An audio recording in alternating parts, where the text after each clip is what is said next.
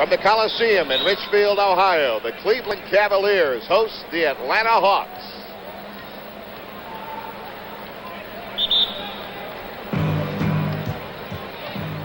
The NBA on CBS. Today's show is sponsored by the Miller Brewing Company, brewers of Miller High Life. If you've got the time, we've got the beer.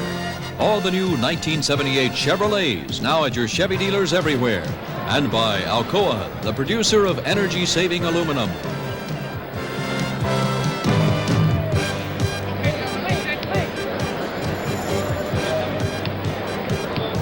Hi, everybody. I'm Mindy Rudolph, and I'd like to welcome the newest member of our CBS sportscasting team, Jimmy Carvelis. Oh, Mindy, thank you very much. I think we're going to have a good ball game today. Two contrasting styles of basketball, and it should be very interesting. You're right, Jim. Atlanta will run and gun. They'll shoot them up. Cleveland, we know, a playmaking team. They'll set their patterns and do a lot of perimeter shooting. All right, game is underway. Atlanta will be in the red uniforms. Cleveland with the opening tip in the yellow uniforms. We'll give you the lineups as we go along. That's Footsie Walker, number 14. He's on the back line with Dick Snyder with the ball now. Underneath, and Campanella Russell lost the ball on the mound. Cleveland up front will go with Jimmy Jones at forward. Elmore Smith in the middle, along with Campy Russell, the other forward. Atlanta going with John Brown at forward, Johnny Drew at forward. In the middle, Steve Hawes, the back line of Armand Hill and Eddie Johnson.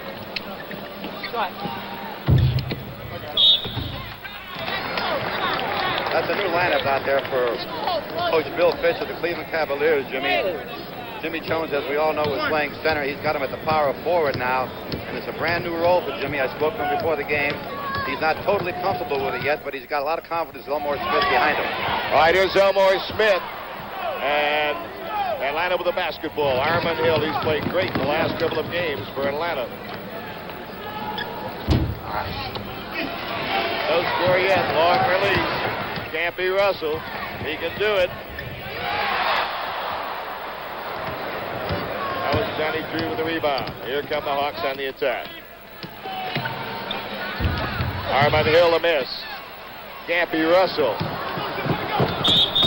Belongs to Cleveland. No score in the ball game. 10:53 to play in the first quarter. Cleveland Cavaliers and the Atlanta Hawks, two clubs that have been playing very well of late. Jimmy Jones playing at power forward. Brown is on him. Still no score. Armand Hill. Johnny Drew did a great job that time, keeping the ball in play. Okay, Jimmy. Hawes on top. They'll bring their big men on top. Atlanta will. Then they look for Drew inside. Snyder. Foul. Eddie Johnson got him. Still no field goal. One out free throws coming up.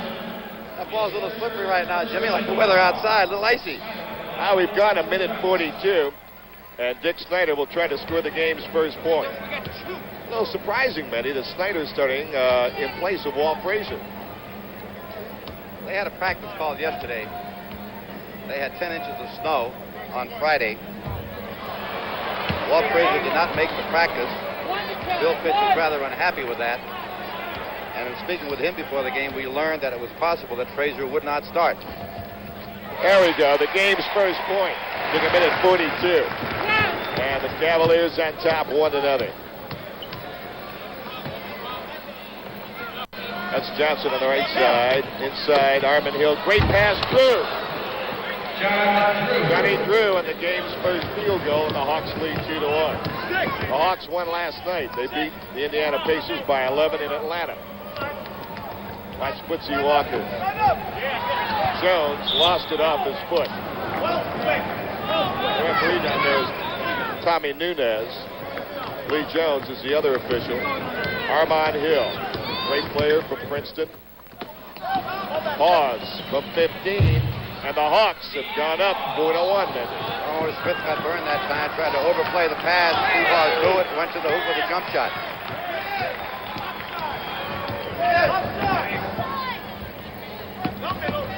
Campy Russell. That's the first field goal for the Cleveland Cavaliers, and it's 4-3. And it came on the perimeter. Again, Cleveland not driving to the hoop as they've done in the past, relying a lot on their outside shooting. There's Armand Hill. Drew inside for Hawes. Over Elmore Smith, and they get it again. Steve Hawes. That's twice, Jim, and what's going to happen, of course, Elmore Smith is going to have to come out and pick him up a lot higher and stop playing back in that zone area. And they'd love to get Elmore Smith outside, too. Atlanta would, to keep him out from under the boards.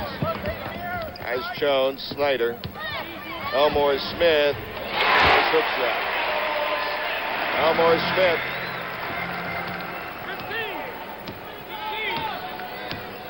Opening moments of the game, 8:38 to play in the first quarter here in Cleveland.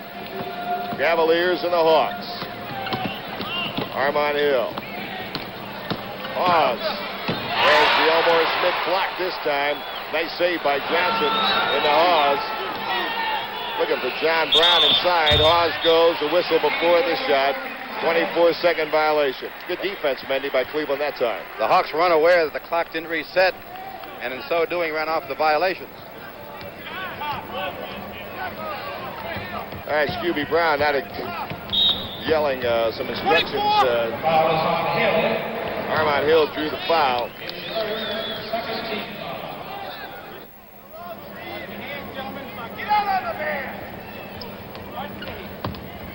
Hawks leading 6-5. Dick Snyder looking for a screen. Jones gave him one. Now he goes back to Jones. He'll take it.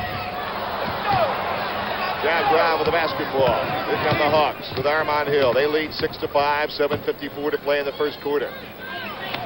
There's a foul underneath, away from the wall. I believe he was holding John Drew.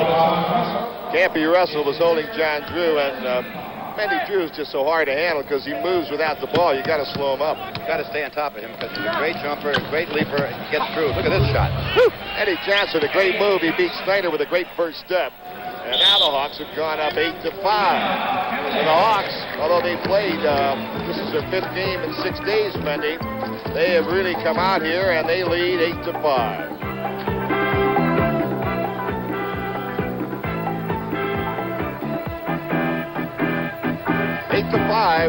The Hawks over the Cavaliers here in Richfield, Ohio.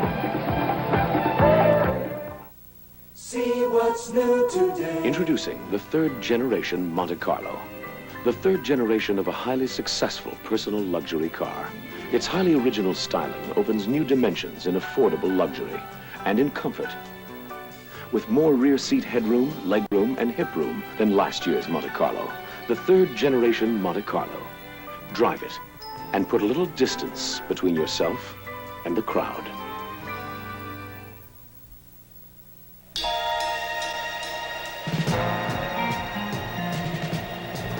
Up here, the wind can turn an entire ski slope into one big snowdrift.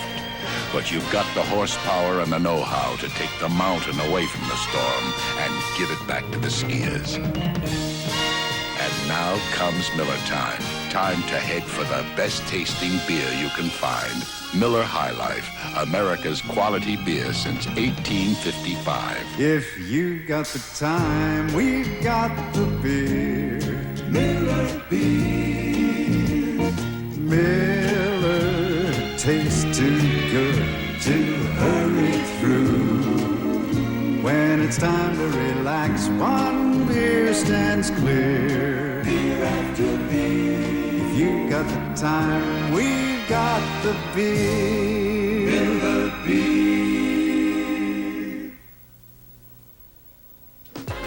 Following the game, CBS Sports presents live the Grand Slam of tennis. That's Following the Game.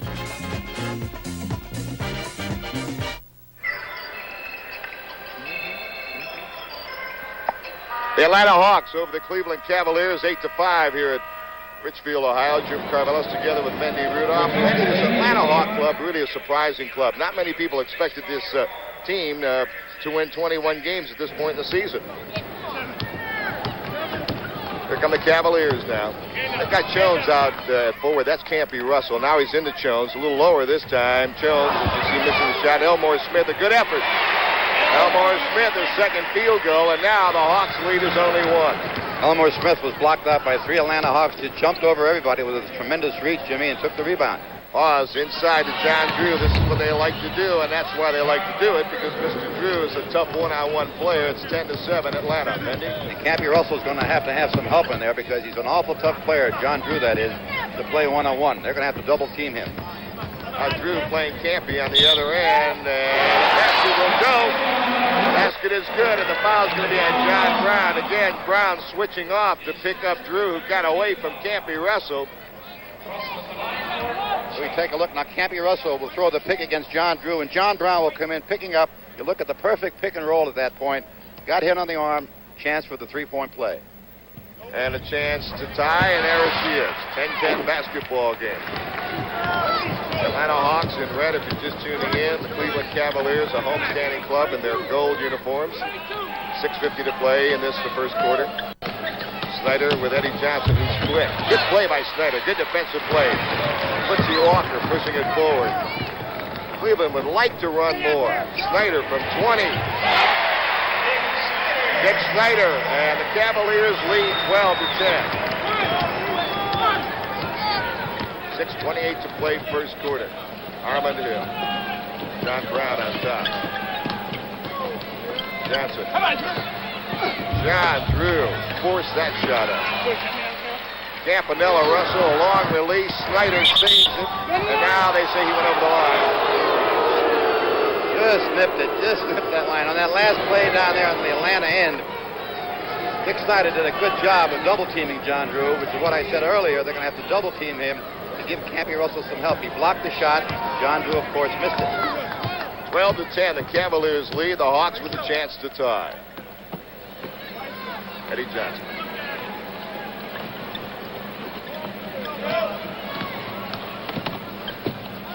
Brown. Deflected out, I believe, by Dick Snyder. They ought to give the ball to Atlanta. And they give it. Right. Eddie Johnson. Looking inside for Hill. He wasn't expecting the pass. Here comes Quincy. 4-on-2. Brown. Atlanta wants to run. Eddie Johnson. John Drew. Lost the handle. Elmore. Jones. Campy Russell. John Brown again. Good reason why Cleveland really can't run that well, Jim. You had Campy Russell down there with Jimmy Jones, 2-on-2. They just don't have the speed to go to the hoop and get to the layup. That's why Bill Fitch says if you don't have the run, bring it on back and let's work the perimeter. That was a perfect example of the lack of speed on the Cleveland club. So Eddie Johnson tied the game up at 12. Now we have a whistle, and the foul is going to be called against Armand Hill, fouling Quincy Walker. Second on Hill and 4 on the team. So Atlanta close, dangerously close to the penalty situation. We still have 5 minutes to play in the first quarter. Tough shot. Got it down. Jimmy Jones. Maybe big change in this Cleveland club the last 2 games. They moved Jones out of the middle to the forward in place of Brewer, with Elmore Smith in the middle, hoping that they can get some more shooting out there, and that time they got it. They also get some defense from Elmore. Elmore's given him some board work, too. Elmore Smith has been sensational, Mendy, early in the game. He's been powerful on both boards. Snyder, bullseye. Hubie Brown doesn't like what's happening. I'm sure he's going to call a timeout out here. You're exactly right, Mendy. They're on their feet here in Richfield, Ohio, as the Cavaliers have taken a 4-point lead here. And there's that great block that we're looking at with Elmore Smith. He loves the block shots. He'd rather do that than anything else on the basketball court.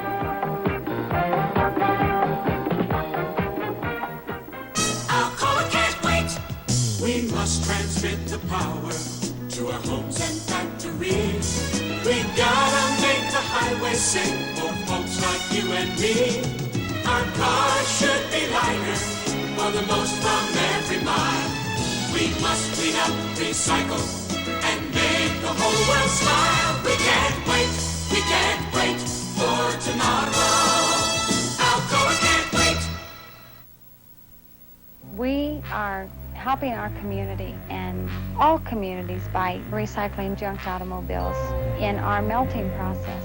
instead of bringing in virgin iron. 6,000 cars a month is what we recycle here. Ken Pribble, founder line supervisor.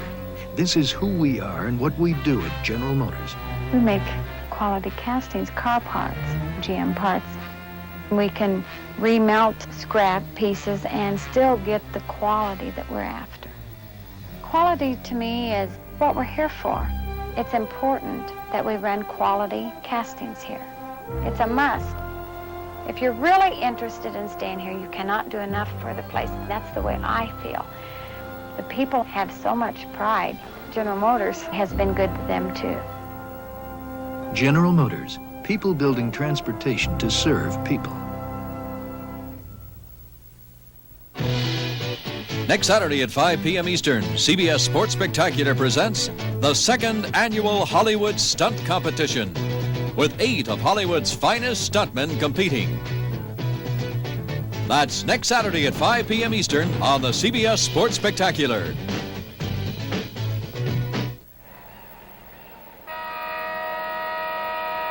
From Richfield, Ohio, Jim Carvelis together with Mendy Rudolph, the Atlanta Hawks, the Cleveland Cavaliers. We talked at the top about what a great matchup this was going to be. Speaking of great matchups, how about Bjorn Borg and Jimmy Connors live from Boca Raton, Florida?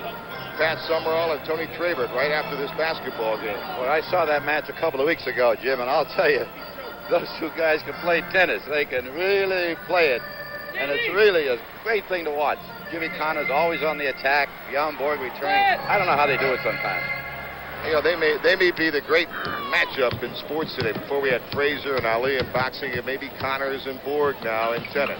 Right, the Hawks trail by 4, 16-12, 4:17 to play in the first quarter. If they try to do something different here. Armand Hill. Tough shot by Hill. Good rebound. John Brown, good block. Eddie Johnson. Elmore Smith again. Boy, and he is making his presence known right now. Rebounding and shot blocking. Beautiful. Campy Russell, Footsy Walker, the Cavaliers alive now. They beat the Philadelphia 76ers Thursday night, and they feel they're getting ready to come on. There's a good play by Brown inside. Now a foul as Jones was inside. John Brown that time overplayed Jimmy Jones. He tried to pick up help on the weak side. He didn't get it. Jones turned to the hoop and went up for the field goal and fouled in the try. I win the penalty situation now. 3 to make 2 for Jimmy Jones. Collegiately at Marquette, native of Racine, Wisconsin. Jimmy Jones makes it 17-12. Now he'll get the penalty shot.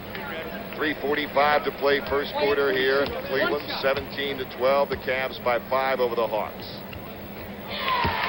Jones makes it 18-12. The Cavs by half a dozen. Armand Hill. Atlanta will play a lot of people before this one's over, probably 10 players. They've gone with the same 5 for the first 8.5 minutes of the game. Brown, so John Brown makes it 18-14. John Brown broke his nose last night for the 15th time. And Wednesday night, he broke it for the 14th time. So in 3 nights, he has had his nose broken twice. And no face mask. Campanella Russell. What a move by Campy. Campy has 7 points now. Campy Russell. And it's 2014. The Cavs by half a dozen again. He got 1 step, and it was bye-bye, baby. Johnny Drew talking about doing it. He can do it. Johnny Drew makes it 20-16. The Cavaliers by 4. Footsy Walker played his college ball in the state of Georgia. Here's Campy. Armand Hill. Great player at Princeton. Brown had the open shot. The big men are staying outside, Mendy, and they're going to take that shot if they give it to him. There's no way Atlanta can win that way, though, Jim. They're not an outside shooting team, as is Cleveland, as we just saw, and Atlanta doesn't penetrate and get to the hoop with the short jumpers or the layups. They're going to get whipped. Jimmy Jones now has 8 points, and the Cavaliers go up by 6 again. 22-16, 2:07 to play first quarter. So they'll give him that shot. Eddie Johnson. Atlanta taking a lot of tough shots here. Here's Cleveland running. Campy, Russell. Blew it.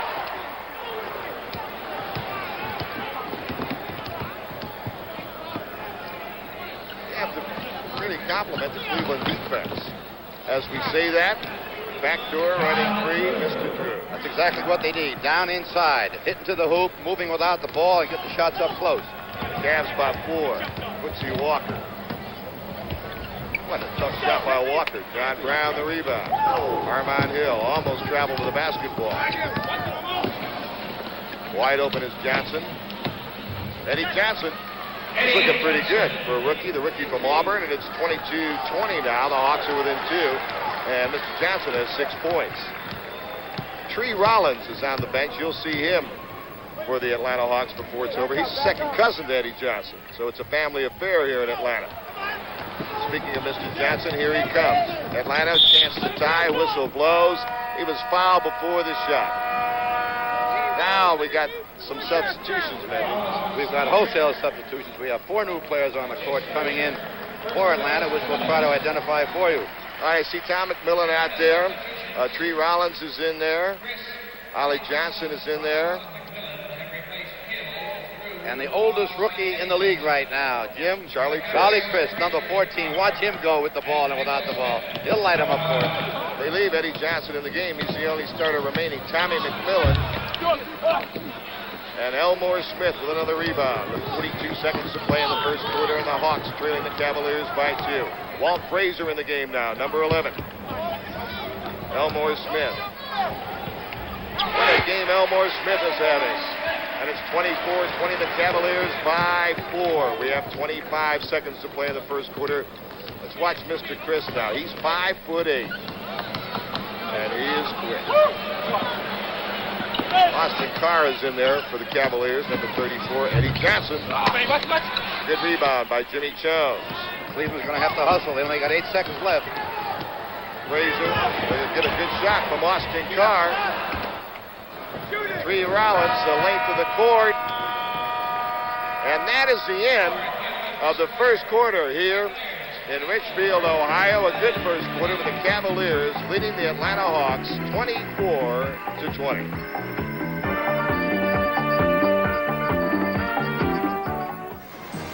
Introducing the Kellys. From Fayetteville, North Carolina, the Kelly Passenger Radio. From Cumberland, Maryland, the Kelly Truck Tire. From Tyler, Texas, the Kelly RV Tire. From Freeport, Illinois, the Kelly Farm Tractor Tire. From Cumberland, Maryland, the low-cost 4-ply tire. For whatever driving you're doing, the Kellys have a tire for you. The Kellys. What a lineup. Tough throughout the line. We're good and tough. We're the Kellys. Rolling. See what's new today in a Chevrolet. To the more than 600,000 people who bought the new Chevrolet during its very first year, thank you. You've made it the most popular car in America. For the rest of you, a simple reminder. With its advanced design, the new Chevrolet has more headroom, more rear seat legroom, more trunk room, and more. So drive it. The new Chevrolet. Now that's more like it. Control is very important in the game of basketball.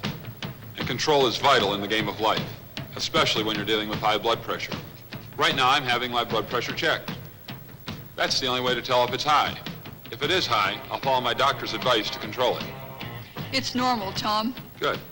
For more information, ask your American Heart Association. I'm Tom Borwinkle. Remember, we're fighting for your life. An announcement from the American Heart Association in cooperation with the NBA.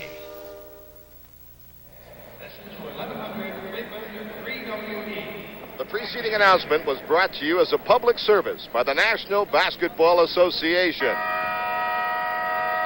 And in that first quarter, Jim, what we saw was what we thought we'd see at the start of the game. Cleveland running their patterns and doing a lot of outside shooting, a lot of perimeter shooting. And Atlanta, when they were successful in scoring, went down low. In the beginning of the quarter, they brought their big man outside, were taking bad selection of shots, missing those shots, and Elmore Smith was so dominant on both ends of the court, defensive as well as offense, that Hubie Brown called a timeout, got back to their offensive pattern, ran the ball, got it down low to John Drew, and they came within 4. We'll see what takes place in the second quarter. All right, we'll set up the players as we go along now in the second quarter. Here's Mr. Chris with the basketball. He'll make things happen. Tommy McMillan out top. McMillan. Here's Chris. He'll try to get some penetration.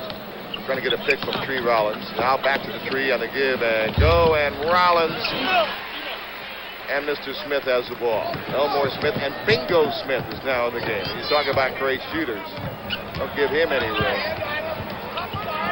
There's Ollie Johnson playing him pretty tough, though. Ollie Johnson.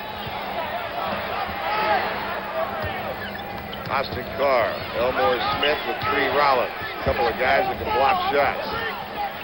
Bingo Smith had it stolen, knocked away, and out of bounds off Bingo Smith. Hands going to three. Looked like a good call from here.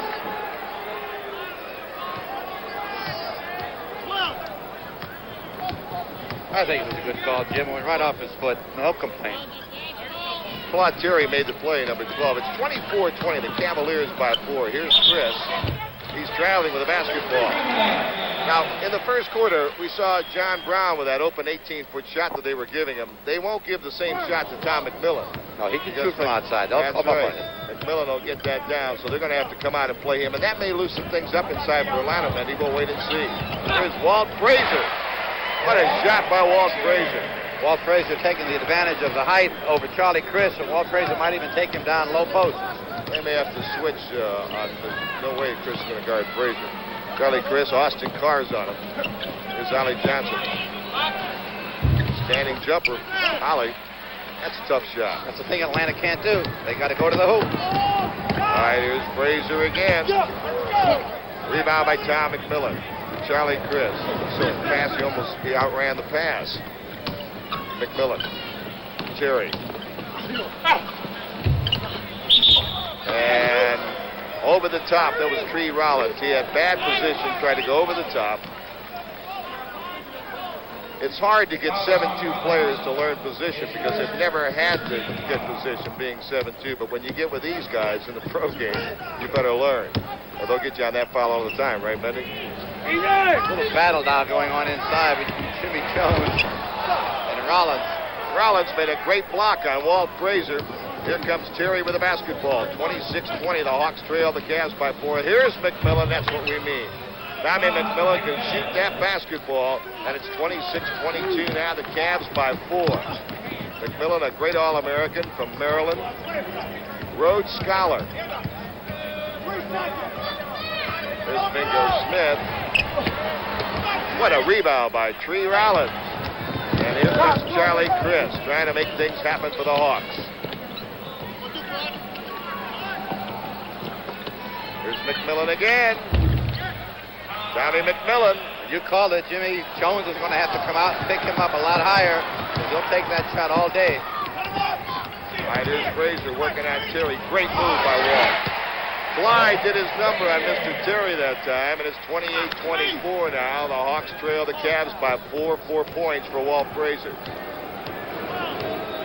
8:55 to play in the first half here in Litchfield, Ohio. Jim Carvelis, Mendy Rudolph. Two Central Division clubs who are battling. Ollie Johnson. And Bingo Smith got him. Bingo got him, I believe, before the shot. He got him before the shot. 28-24. The Cavaliers lead the Hawks by 4 here with 8:43 to play in the first half in Richfield, Ohio.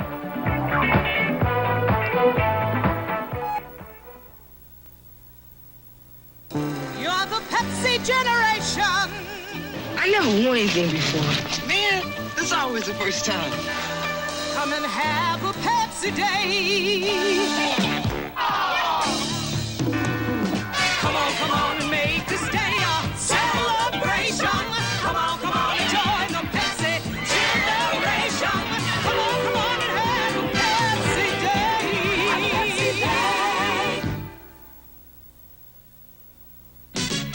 Winning throughout the nation as Hertz the superstar. We got the winning combination. Super people, super cars, making that extra effort to meet your special needs. Getting you in, getting you out with super speed. Hertz, the superstar in rent-a-car.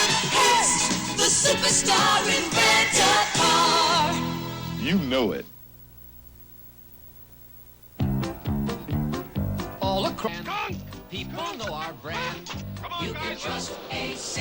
Thanks, AC. Spark plugs by AC. See that, men? You can trust AC spark plugs. And remember AC filters to help protect your engine from dirt and dust. Right, Ben? Ben? Kids! Drive through dirt and dust. Good filters are a must. You can trust AC. Thanks, AC. Filters by AC. Plugs and filters by AC. Next Sunday, CBS Sports presents NBA regional action with Los Angeles taking on Washington, Philadelphia going against Denver, Cleveland tangling with Detroit, and Houston at Portland. Consult your local listings for the game and time in your area. That's NBA regional action next Sunday.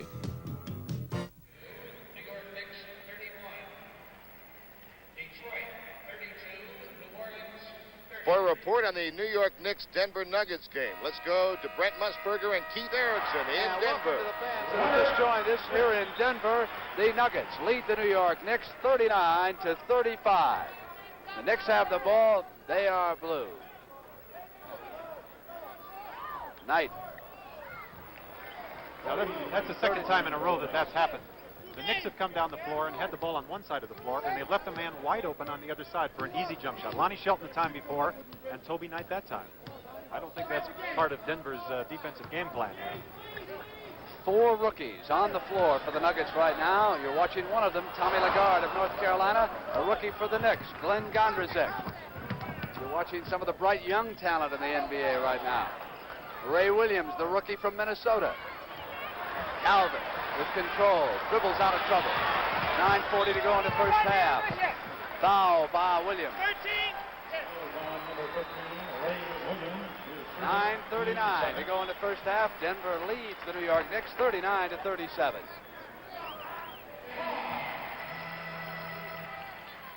Welcome back to Cleveland. Jim Carvalhes along with Mendy Rudolph. The score is now 30-26. Cavaliers by 4. McMillan had another basket, and Austin Carr answered for Cleveland, and that's where we are right now. Don McMillan with the ball is 3 for 3. Jim Brewer in the game for Jimmy Jones. Here's Terry's long jumper. McMillan the tip, and the rebound Elmore Smith. The Cavs by 4. 7:45 to play in the first half here in Richfield, Ohio. Here's Jim Brewer. He lost his starting job 2 games ago. Elmore Smith. Tree Rollins with the ball. Charlie Chris streaking up the middle. Look at this little guy motor. And a rebound to Elmore Smith. He's at a bushel load today, Mendy. Austin Carr, Bingo Smith. You can't let him alone there. No way you let him alone out there. He gets around that foul circle, it's fine. That's a layup for Bingo. 32-26, the Cavaliers by 6. And Charlie Chris with the basketball to Terry. You're just tuning in, the Hawks in red, the Cavs in gold, and the Cavaliers by 6. Charlie Chris is fouled by Austin Carr. Austin Carr having a great season, Mendy, maybe his best season in the NBA. So much was expected of Austin when he came out of Notre Dame as a great scorer, and he is finally coming around now. And he did have some injuries there early in his career, which affected his play. He's healthy now and playing extremely well.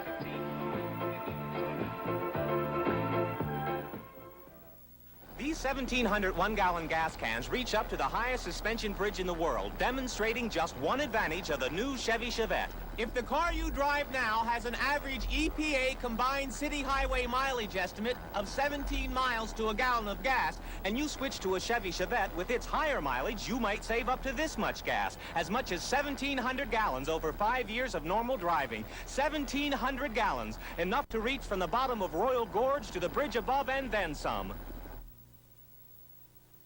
Energy for a stronger America. Last year, Exxon launched the world's tallest offshore oil platform. Today, off California's coast, it's opening America's really deep waters as a source of energy for the first time. From its deck over 900 feet above the ocean floor, drilling crews have begun work.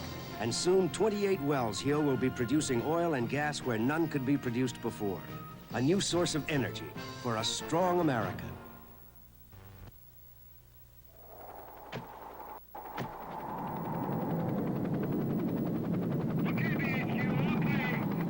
Now comes Miller time. You've turned a dangerous ledge of new powder into a harmless pile of snow. Now's the time to head for the best tasting beer you can find. Miller High Life, America's quality beer since 1855. If you've got the time, we've got the beer. Miller Beer. Alan Arkin stars in The Defection of Seamus Kudirka, a true story of one man's fight for freedom. Monday at 9, 8 Central and Mountain. Even though Cleveland is 20-21 right now, it wasn't that long ago, as you saw, 75-76, that they were the Central Division champs. Mendy, Atlanta down by 6 here, and they haven't shot a free throw yet with 6:58 to play in the half. And that's very unusual, Jim, because Atlanta leads the league in free throws attempted. Now, what that means is what we've been saying all along, that Atlanta is going to the outside shot. Tom McMillan, I should say, has hit 3 outside shots. No one's going to the hoop, and therefore they're not getting the free throws. And if they don't go to the hoop, they're going to remain behind. Eddie Johnson's in the game now for Chris. He had a knock out of bounds. I guess, on the other hand, you've got to compliment Cleveland for playing good defense by cutting off the shot, as we just saw, and cutting off that layup. I think the big thing here is that Elmore Smith has done such a great job inside. There's a tough shot and a good shot by Johnny Drew to make it 32-28. The Cavs by 4. Elmore Smith has clogged it up so much inside. He's intimidated Atlanta. They're not wanting to get in there for the. They don't want to take him on inside. Austin Carr to Jones, back in the game. Rebound, Johnny Drew. Out to Eddie Johnson. What a move by Johnson. What a shot. Whoa. 32-30. The Cavs lead is only 2 now. Johnson is impressed, Mendy, no doubt about it. Fine-looking rookie from Auburn. And he's in with his cousin, Tree Rowland, who's done a good job as well. All right, here's Jones. McMillan trying to play Jones. Now he has to switch off, and McMillan's got to pick up Frazier. And the whistle blows, and the foul has been called, I believe, against McMillan. McMillan trying to fight through that pick, Mendy.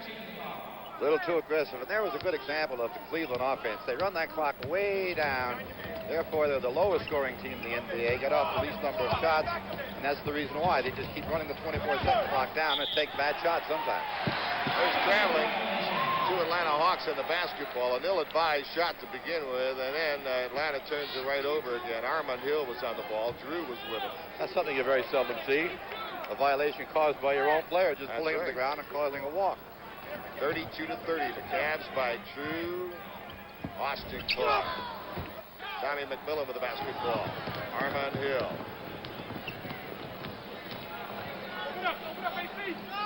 McMillan, and they're not going to give him the shot now. He dragged the pivot foot. You see Brewer right on top of McMillan, then. There's no way he's giving him that 20-foot jump shot. Well, that was the defensive change that Bill Fitz did right now. He took Jones off of McMillan, put Brewer on, is giving Elmore Smith now a well-rested time period on the bench, and Jones is now playing at center position. McMillan leaves. John Brown comes in the game for Atlanta. 32-30, the Cavaliers on top of the Hawks. Bingo Smith.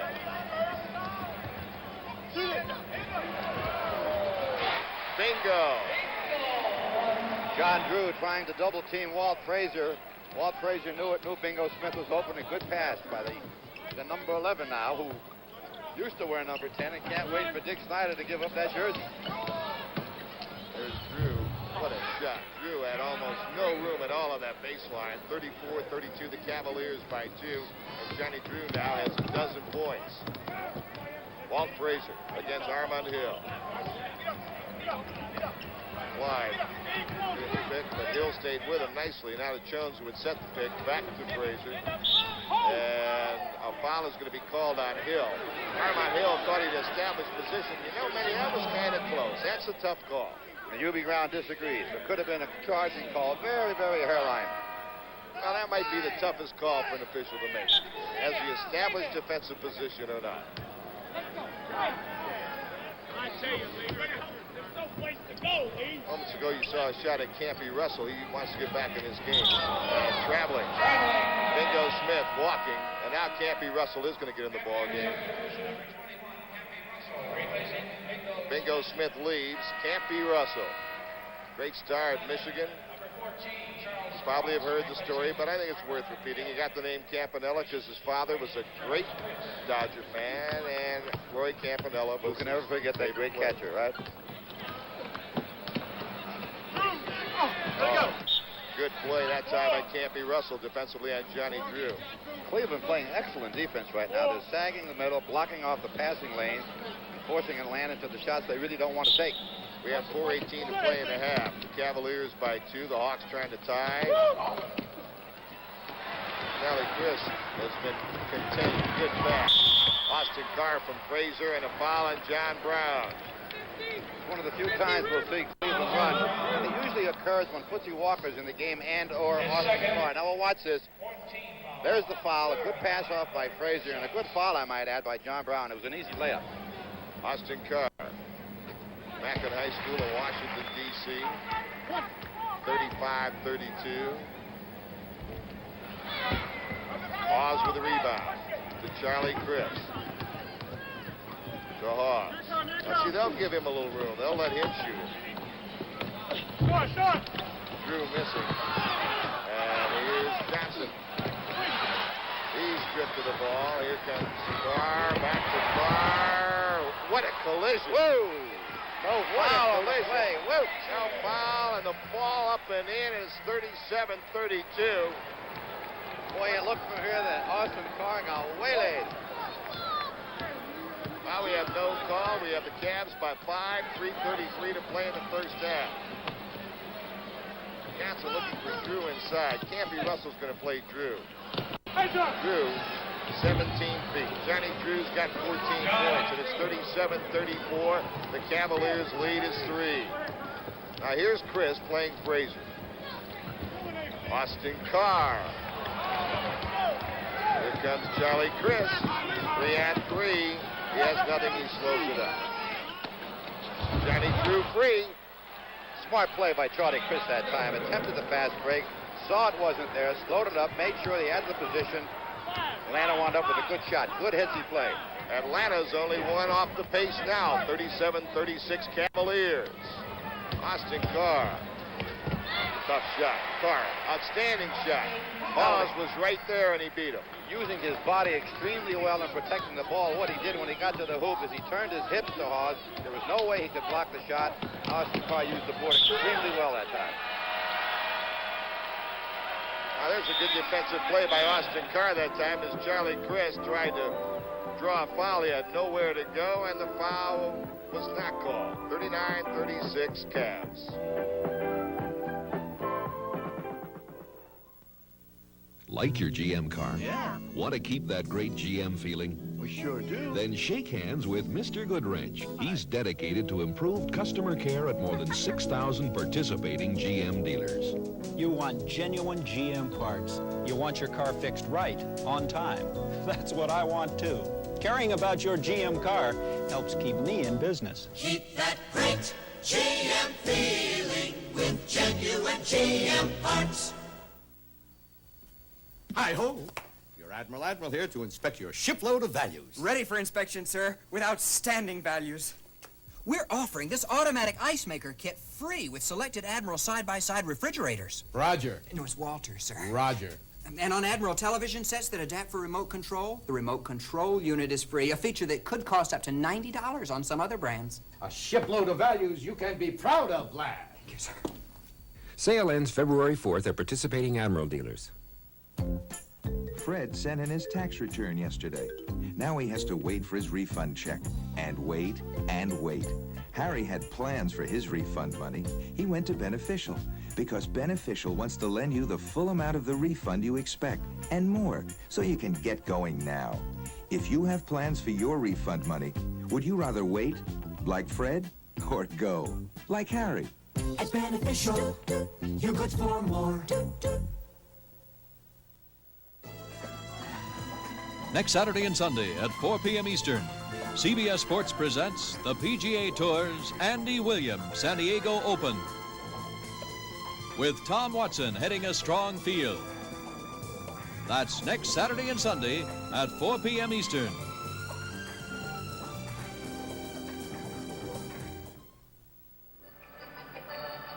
Here's Here's the replay on that Austin Carr basket, Jimmy. Watch this now, how beautifully he blocks, paws out with his body. He drives the baseline, turns. There it is. Pretty play. Richfield, Ohio, Jim Carvelis, Mendy Rudolph, 39-36. The Cavaliers lead the Hawks. Balanced scoring for the Cavaliers. Campy Russell, 7, Jones, 6, Elmore Smith, 6, Dick Snyder, 5, Carr, 5, Bingo Smith, 4, and Fraser, 6. So 7 points leads Cleveland, where John Drew has scored 16 to lead the Hawks. Trying to backdoor that time. Campy Russell, Jones trying to find him backdoor. Good talking out there. You could hear it. Hollering backdoor. It came from the Atlanta bench. Hubie Brown, a couple players on the court recognized it immediately. Walt Frazier running the show. Johnson is on him now. Now they're looking for Carr because he's got Chris on. Frazier can't get him the ball. Now they get it to Austin.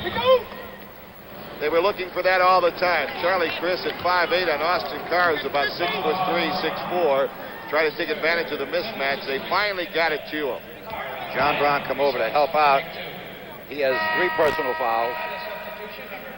Leads the league, I might add, in disqualifications. And that's one of the reasons why. John Brown is a very unselfish player, always trying to help out on defense, helping his teammates, and that's one of the reasons he will foul out often. That's McMillan, 52, back in the game. Tony Robertson, number 4, is in for Atlanta, replacing Charlie Chris with 2:11 to play in the first half. Austin Carr makes it 40-26. The Cavaliers lead by 4. And 5. 41-36, the Cavs over the Hawks. Eddie Johnson on the back line. He's played well. Back there with Robertson, they'll have Hawes. Ollie Johnson with the ball now, McMillan up front. Hawes from 15 in the baseline. Rebound, Campy Russell. Goes to Mr. Frazier.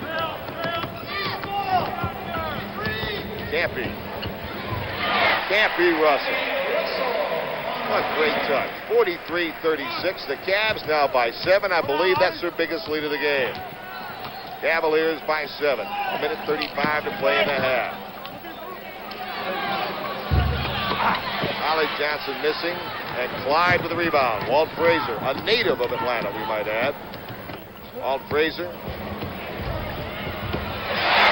Jim Jones, the big guy from the outside. That's pretty good touch for a big guy. Got the bounce, Jim. Hit that ring just right with the soft touch. The ball went through the hoop. Now Atlanta again has gone to the pattern of outside shooting and not going to the hoop.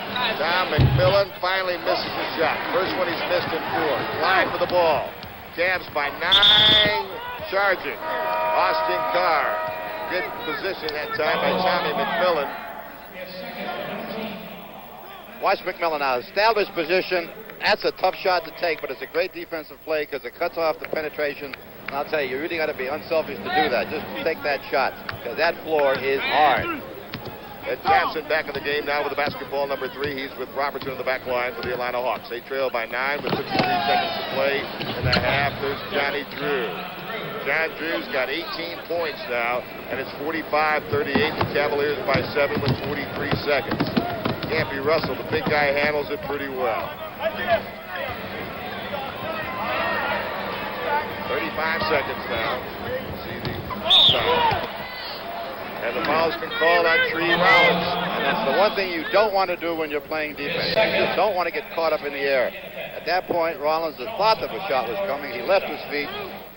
Jimmy Jones had him in his complete command, took advantage of it, drew the foul. Got to stay on your feet. Once you get up, you're a dead duck. Jimmy Jones will get another.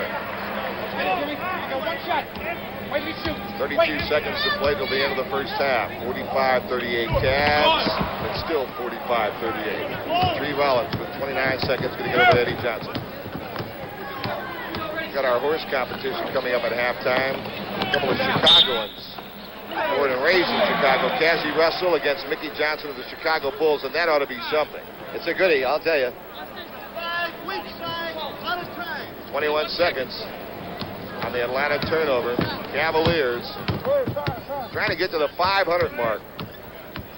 20-21 coming in. They're a better club than that. Campy Russell with 9 seconds. Walt Frazier, and I believe is we had a 3-second call that time. 3-second call. 3-second violation. seconds. That's going to be the end of the half here. For a report on the New York Knicks Denver Nuggets, let's go to Brent Musburger and Keith Erickson in Denver. Welcome to those of you who have just joined us. Denver with the ball, leading the Knicks by 1. Bobby Jones loses it in the McNichols Arena in Denver. I'm Brent Musburger along with Keith Erickson. 2 minutes and 50 seconds to go in the first half. 47-46. Nuggets lead the Knicks, and David Thompson has not been much of a factor this quarter, Keith. No. Now that looked like good defensive position, and it was. Jack Madden called a charge on Bob McAdoo. Let's watch David. There, you really couldn't see the charge on the play, except for Bobby Jones going back, and you can't tell if it's a charge or not the way the guys are able to fake that these days. Denver retains possession, leading by a point. Thompson will throw it inbounds. Calvin, Wilkerson, Jones, Roberts out there for Larry Brown. Roberts, McAdoo right with him. That was a beautiful block by Bob McAdoo, and Anthony Roberts 2 times in a row now. He was called for traveling, and then a block shot. He said, "Oh man!" And then he came around behind his back and tossed the ball off his teammate. Tough moment for Anthony Roberts. 2:23 to go in the first half. 47-46, Denver ahead of New York.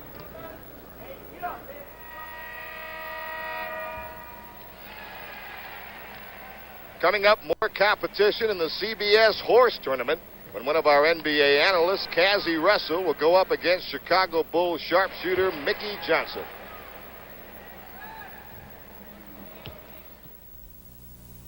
A year ago, I reported on the Bell System's commitment to solving business problems.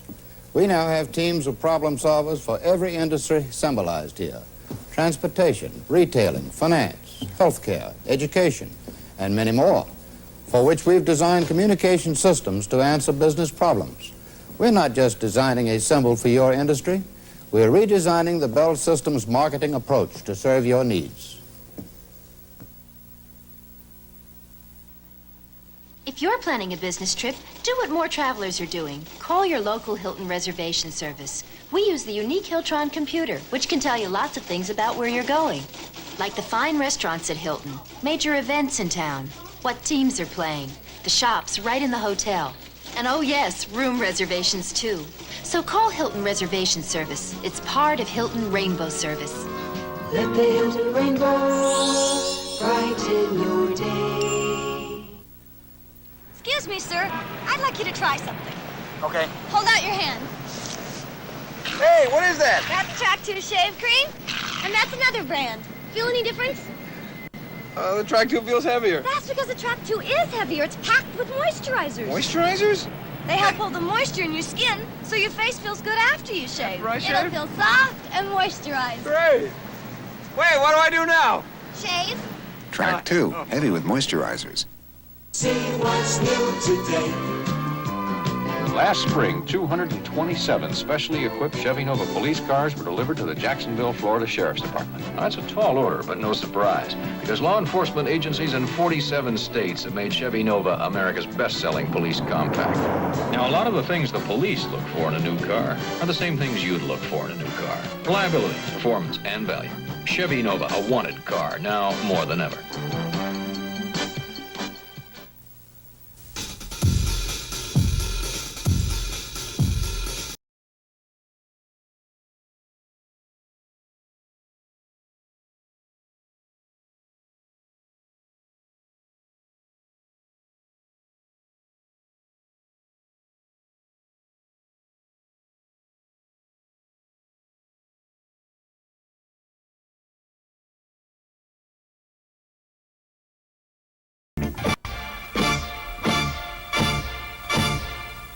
Hi, everyone. I'm Don Crickey, and this year at halftime on CBS coverage of NBA basketball, we have some of the top players in the league matched up in the old schoolyard game of horse, where a player must duplicate his opponent's shots or be assessed a penalty letter. 5 misses means 5 letters. That spells horse, and he's out. Today we have Mickey Johnson going against Cassie Russell, and for more on the rules, here's Mendy Rudolph. The basic rules of horse are as follows. The player in control must describe his shot beforehand. Now, 2 consecutive shots from the same area are not allowed unless someone moves at least 5 feet away. There are trick shots allowed. However, the same trick shot cannot be attempted more than once in the contest. A flip of the coin will determine who goes first. Now, there's going to be disputes out there, and if there are, my word will be the final judge. Cassie Russell, the #1 draft choice in the NBA 11 seasons ago out of Michigan, who has won the flip, and he'll call the lead away. He must call his shot now. Call your shot, Kaz. Right-hand hook shot. Right-hand hook shot, says Cassie. Right-hand hook shot off the glass. Now must be matched by Mickey Johnson. And made by Mickey Johnson. Cassie's now a broadcaster with us on CBS after 11 seasons in the NBA, and here he goes with the left hand. Left hand off the glass, Mickey.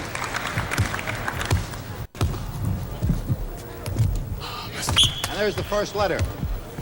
Mickey Johnson picks up an H. Jump shot, top of the key. Swish jump shot. Can't do any better than that. Now the whistle, another letter on Mickey. Mickey Johnson picks up an O. Cassie Russell in the lead. Okay, Kaz, call your shot. Jumper, corner. Corner jump shot. Goodness.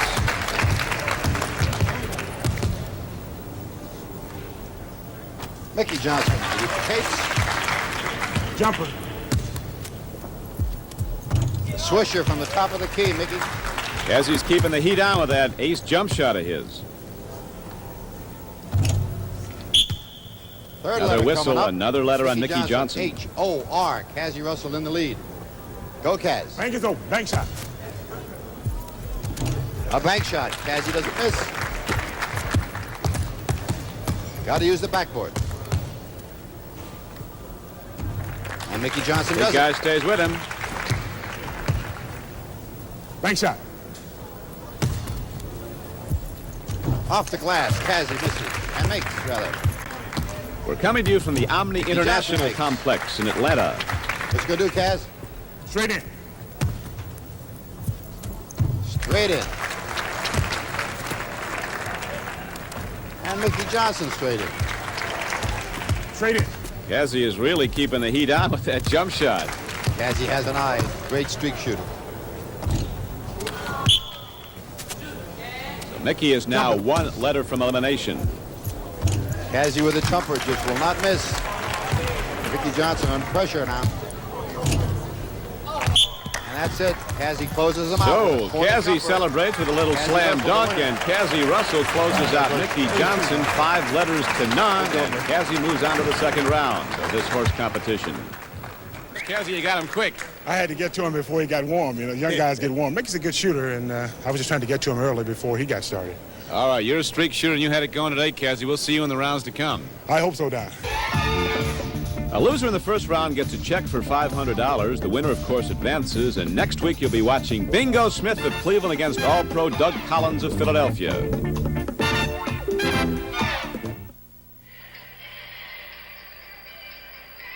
The NBA on CBS will return after this word from your local station.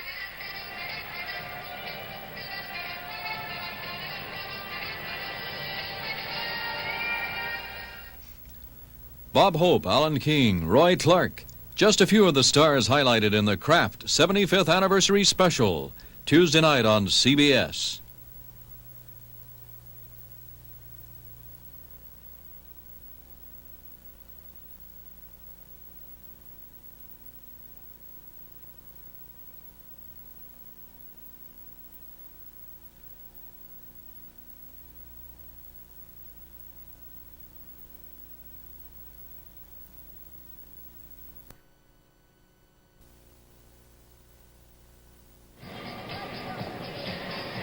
We'll be bringing you the finals of the Grand Slam of tennis following this game. Let's go to Pat Summerall and Tony Trabert in Boca Raton, Florida for a report. We're here for the Grand Slam of tennis, and I can't think of two better players to be in the finals than number 1 and 2, Borg and Connors. That's for sure, Pat. Borg played extremely well against Brian Gottfried on Friday and beat him 6-2, 6-4. And then, of course, Connors came out to play what we thought would be a tough match against Gerolaitis.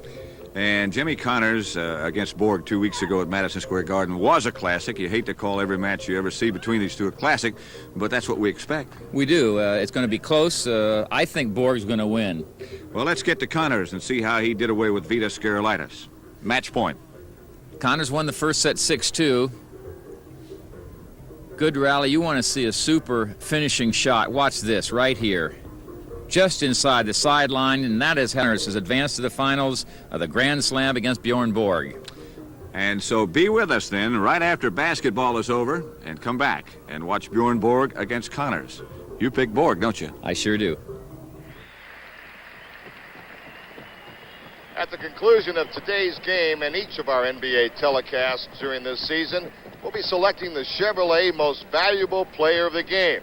Now, in conjunction with this award, Chevrolet will present a check for $1,000 to the General Scholarship Fund of the player's college or university.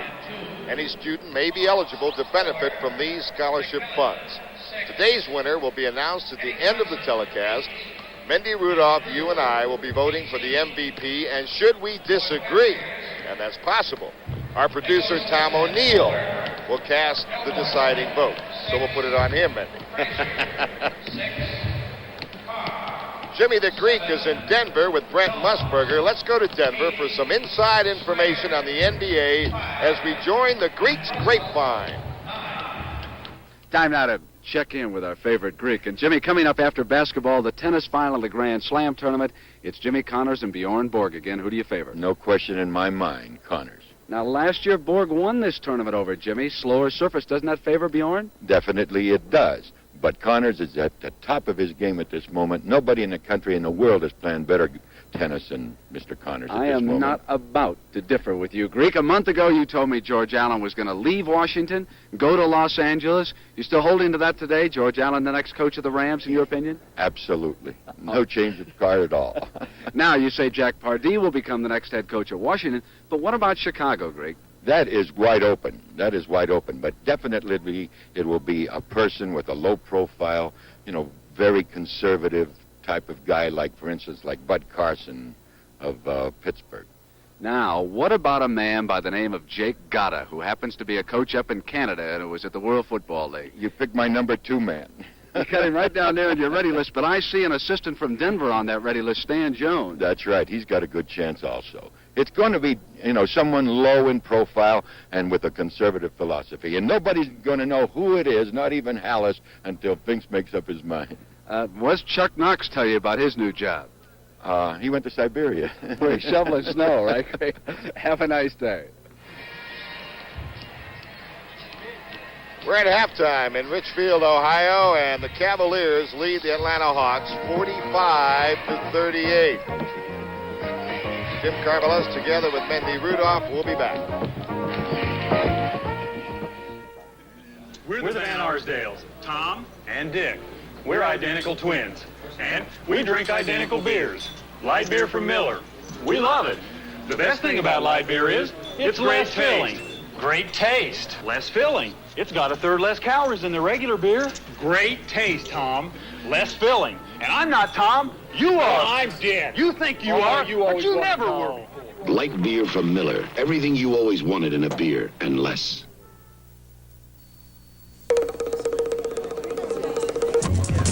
Sir, what's the hurry? Going to rent a car. Oh, well, you don't have to run. Gotta run. Oh, no, if you had an Avis Wizard number, you could walk. Walk. Call toll-free and let our Wizard system do the running. Just show a major credit card, license, sign, and get the car. I don't have to run through airports? Not with Avis. I can walk through airports. We try hard to Avis. Avis, we don't know another way. I'm walking through airports. What are more people using to help their cars last? Quaker State Motor Oil. Shoot, Quaker State. Hey, Quaker State. Quaker State. What are more people using to help them avoid expensive engine repairs? Quaker State. Quaker State. What else? Quaker State. Quaker State. Quaker State helps cars last. Maybe that's why Quaker State's the best-selling motor oil in America.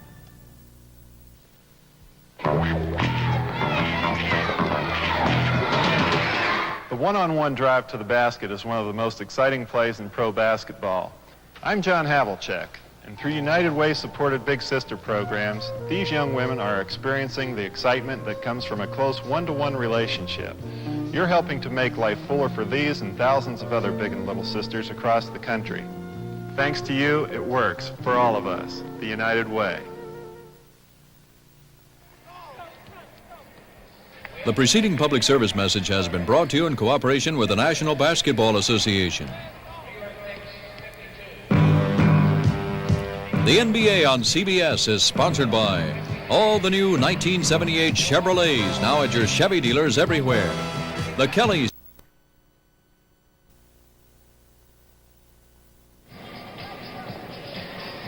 We'll be bringing you the finals of the Grand Slam of tennis following this game. Let's go to Pat Summerall and Tony Trabert in Boca Raton, Florida for a report.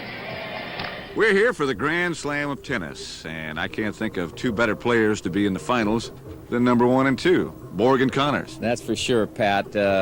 Borg played extremely well against Brian Gottfried on Friday and beat him 6-2, 6-4. And then, of course, Connors came out to play what we thought would be a tough match against Gerolaitis. And Jimmy Connors against Borg 2 weeks ago at Madison Square Garden was a classic. You hate to call every match you ever see between these two a classic, but that's what we expect. We do. It's going to be close. I think Borg's going to win. Well, let's get to Connors and see how he did away with Vitas Gerolaitis. Match point. Connors won the first set 6-2. Good rally. You want to see a super finishing shot. Watch this right here. Just inside the sideline, and that is how Jimmy Connors has advanced to the finals of the Grand Slam against Bjorn Borg. And so be with us then right after basketball is over and come back and watch Bjorn Borg against Connors. You pick Borg, don't you? I sure do. At the conclusion of today's game and each of our NBA telecasts during this season, we'll be selecting the Chevrolet Most Valuable Player of the Game. Now, in conjunction with this award, Chevrolet will present a check for $1,000 to the General Scholarship Fund of the player's college or university. Any student may be eligible to benefit from these scholarship funds. Today's winner will be announced at the end of the telecast. Mindy Rudolph, you and I will be voting for the MVP, and should we disagree, and that's possible, our producer Tom O'Neill will cast the deciding vote. So we'll put it on him, Mindy. Jimmy the Greek is in Denver with Brent Musburger. Let's go to Denver for some inside information on the NBA as we join the Greek's grapevine. Time now to check in with our favorite Greek. And Jimmy, coming up after basketball, the tennis final of the Grand Slam tournament, it's Jimmy Connors and Bjorn Borg again. Who do you favor? No question in my mind, Connors. Now, last year, Borg won this tournament over Jimmy. Slower surface. Doesn't that favor Bjorn? Definitely it does. But Connors is at the top of his game at this moment. Nobody in the country, in the world, is playing better tennis than Mr. Connors at this moment. I am not about to differ with you, Greek. A month ago, you told me George Allen was going to leave Washington, go to Los Angeles. You still holding to that today? George Allen, the next coach of the Rams, in your opinion? Absolutely. No change of card at all. Now, you say Jack Pardee will become the next head coach of Washington, but what about Chicago, Greek? That is wide open. That is wide open. But definitely it will be a person with a low profile, very conservative type of guy, like, for instance, like Bud Carson of Pittsburgh. Now, what about a man by the name of Jake Gatta, who happens to be a coach up in Canada and who was at the World Football League? You picked my number 2 man.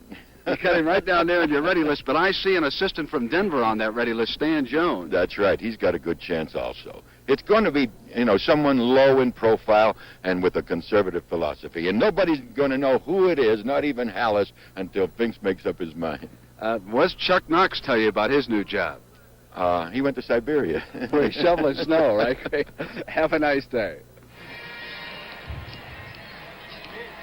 We're at halftime in Richfield, Ohio, and the Cavaliers lead the Atlanta Hawks 45-38. Jim Carvelis together with Mindy Rudolph. We'll be back. We're the Van Arsdales, Tom and Dick. We're identical twins, and we drink identical beers. Light beer from Miller. We love it. The best thing about light beer is it's less filling. Great taste. Less filling. It's got a third less calories than the regular beer. Great taste, Tom. Less filling. And I'm not Tom. You are. I'm dead. You think you are, but you never were. Light beer from Miller. Everything you always wanted in a beer, and less.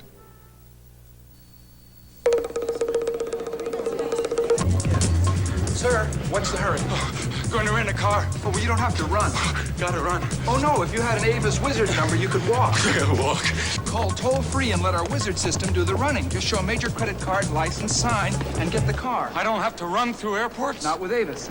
I can walk through airports. We try harder, Avis. Avis, we don't know another way. I'm walking through airports.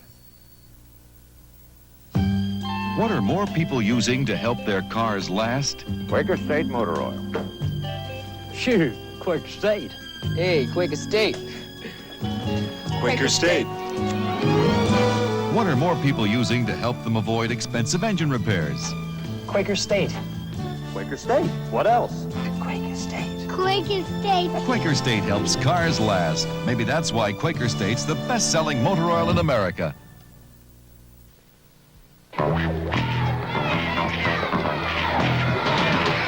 The one-on-one drive to the basket is one of the most exciting plays in pro basketball. I'm John Havlicek, and through United Way-supported Big Sister programs, these young women are experiencing the excitement that comes from a close one-to-one relationship. You're helping to make life fuller for these and thousands of other big and little sisters across the country. Thanks to you, it works for all of us, the United Way. The preceding public service message has been brought to you in cooperation with the National Basketball Association. The NBA on CBS is sponsored by all the new 1978 Chevrolets, now at your Chevy dealers everywhere. The Kellys Springfield Tire Company. The Kellys, they're good and tough. And by light beer, everything you always wanted in a beer, and less.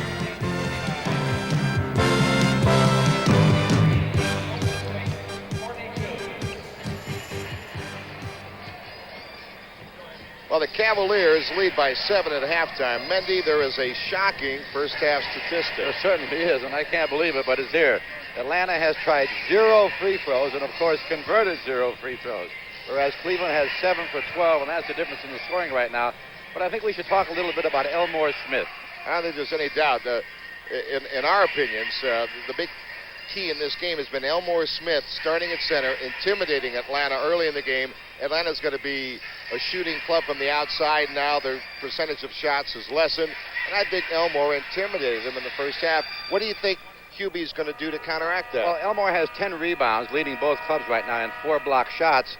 And I think what they got to do is Atlanta just has to go back into the patterns and challenge Elmore Smith. The closer you get to him, the more difficult it is for him to block shots. So Atlanta has found success so far this year in penetrating to the hoop. Right now, John Drew has almost half their points. He's their leading scorer. And they just got to get back into the pattern. Charlie Chris has got to move the ball to the hoop. They got to look for the easy shot and look for the layup instead of the jump shot. But Elmore Smith definitely had set the pattern in the first half and intimidated the Atlanta offense. Well, you fans back in the Atlanta area who are familiar with the Hawks know that being down by 7 at halftime doesn't mean a thing. This Hawk team has been a very competitive club this year. They've surprised a lot of people. They're a scrappy club. They don't have a lot of superstars, but they're going to play you, and Cleveland knows they're going to play them. So this is not going to be an easy second half for the Cavaliers. And UB Brown has done a great job with the Atlanta club, Jim. Attendance has proved it. They have already drawn more people this year down in Atlanta than they did the entire year last year. And there are the stats we talked about. 58% zero for Atlanta, which is unbelievable. Field goal percentages that you see, the rebounds pretty even, assists pretty even, turnovers pretty even. Cleveland stole the ball 4 times. But the big thing again is getting back to Elmore Smith. He took Atlanta out of their offensive patterns and has really been the dominating force on the Cleveland defensive team. All right, Atlanta going with the same group they started the game with. John Drew at forward along with John Brown, who's number 50. Steve Hawes will be in the middle. They'll go with Armand Hill and Eddie Johnson in the back line. Now Cleveland coming out here. That's Footsy Walker, Campanella Russell, Elmore Smith, Jimmy Jones, and Dick Snyder. So each club starting the second half the way they started the ball game. 45-38. If you're just tuning our way, the Cavaliers over the Hawks by 7. The Hawks in the red uniforms, the Cavs in gold. The second half is underway. And a foul call right away. Johnny Drew goes to the hoop, or goes up close to the hoop, and Campy Russell got him. Wouldn't you know what happened on the first play of the second half? We talked during our halftime piece about Atlanta not attempting free throws, and there's John Drew with the first free throws of the ball game. Johnny Drew. Well, they haven't been there in so long, maybe they forgot how to shoot them. Johnny Drew will get another now. Atlanta's first free throw of the game with 11:50 to play in the third period. 45-39, the Cavs by 6. All right, Armin Hill is picking up Footsy Walker. Now is switch Elmore Smith free. Somebody forgot to pick up Elmore Smith. 8 feet from the basket, and it's 47-39, the Cavaliers by 8. All right, let's watch Atlanta. Let's see how they attack Cleveland's defense here in the second half. John Brown, bottom of the net from 20 feet. No defense for that. 47-41. The Cavs again by 6.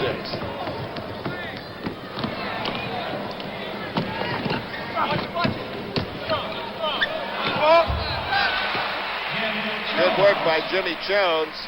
Let's give a little credit to Footsy Walker for penetrating that baseline. He had the man come off, double-teamed him, found the open man. Jimmy Jones down the hoop. All right, good defensive play that time by Footsy Walker. Now the steal. Hawes. Steve Hawes, and now Atlanta is starting to get inside, starting to hustle a little bit in there. 49-43, the Cavaliers. Elmore Smith. Elmore Smith, 51-43, the Cavaliers by 8. And Elmore Smith has scored 10 points. But his big contribution, as we've been saying, has been defensively and on the boards. Brown to Hawes. He'll go again. Hawes, 2 in a row. And it's 51-45, the Cavs by 6. And many, this pace is a lot quicker now in the second half. Footsy Walker, tough shot by Footsy. They're tough when they go in the hoop. No one knows how difficult it was. Eddie Johnson couldn't have played him much better. He just made a tough shot. 53-45. 8-point Cleveland lead again. Armin Hill is free and he's fouled. The basket will count. And the foul is against Footsy Walker. He got a little stale on defense that time. He turned his head, tried to overplay, took advantage of it, reached in, caught the elbow. There's the hoop. Just made a defensive change now. Steve Hawes has went to the bench because of the scoring by Elmore Smith. Hubie Brown has made the change with Tree Hollins. He will attempt to keep Elmore Smith away from the hoop. 53-48. 3-point play there by Armin Hill. And the Cavaliers lead by 5 as Footsy Walker gets away. Campy Russell. And a good rebound by Johnny Drew. A good release pass to Armin Hill. Armin. Rebound Elmore Smith. Interception by Eddie Johnson. Good play by Eddie. All alone. 15-footer Johnny Drew. And here come the Atlanta Hawks. It's 53-50. The Cavs lead is only 3. 21 points for Johnny Drew. Good defense now by Atlanta. Atlanta is a good defensive team. Cleveland getting the bounce that time. A bad shot by Campy Russell. Got the right hoop. Of course it went in, but it was a bad shot. Bad selection of the shot. That's a good roll. 55-50. The Cavaliers by 5. Eddie Johnson working against Dick Snyder now. Looking for Johnny Drew now. Why not? Footsy Walker. Campy Russell. Dick Snyder. Great heads-up play by Campy Russell. Had no chance to make the hoop. Was completely turned around. Looked for Dick Snyder coming to the hoop. And while in the air with great body control, passed it off to Snyder for the layup. As we see, Snyder using the glass well.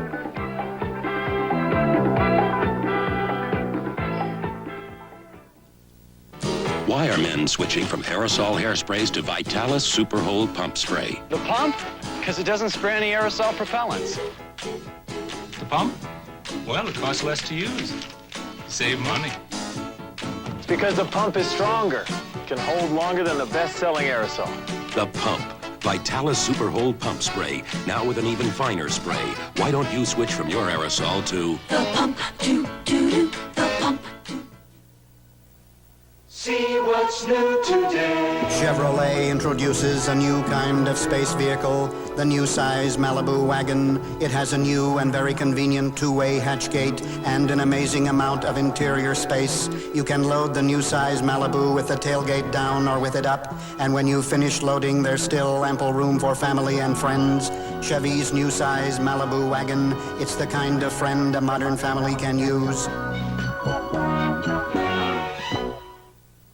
Do you use a separate pot for frying, cooking, and steaming?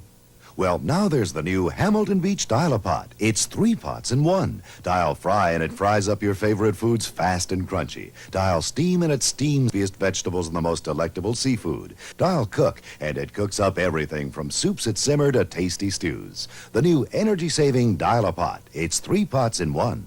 A great gift only from the Hamilton Beach Scoville World of Appliances. Tuesday, join Bob Hope when the stars come out for the Kraft 75th Anniversary Special.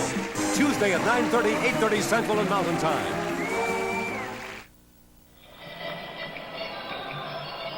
Cavaliers 57, the Hawks 50.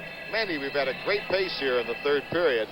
It was 45-38 at the half, and in the first 3.5 minutes of the third period, we've had 24 points scored, 12 for each club. Definitely picked up the pace. I think what they did first 2 quarters is probably run through the motion. This third quarter has been the type of basketball game that we expected to see. Atlanta, again, is really not into the patterns they want to get into. Elmore Smith still dominating both ends of the boards. And Charlie Chris, who is still on the bench, has really not shown what he can do, because I've seen him play, and he can really light him up for you. Cleveland some token pressure in the backcourt now, trying to make things tough at the Atlanta Hawks. Here's Eddie Johnson. Eddie Johnson, Armin Hill on the back line for the Hawks. They've got John Brown with the ball now.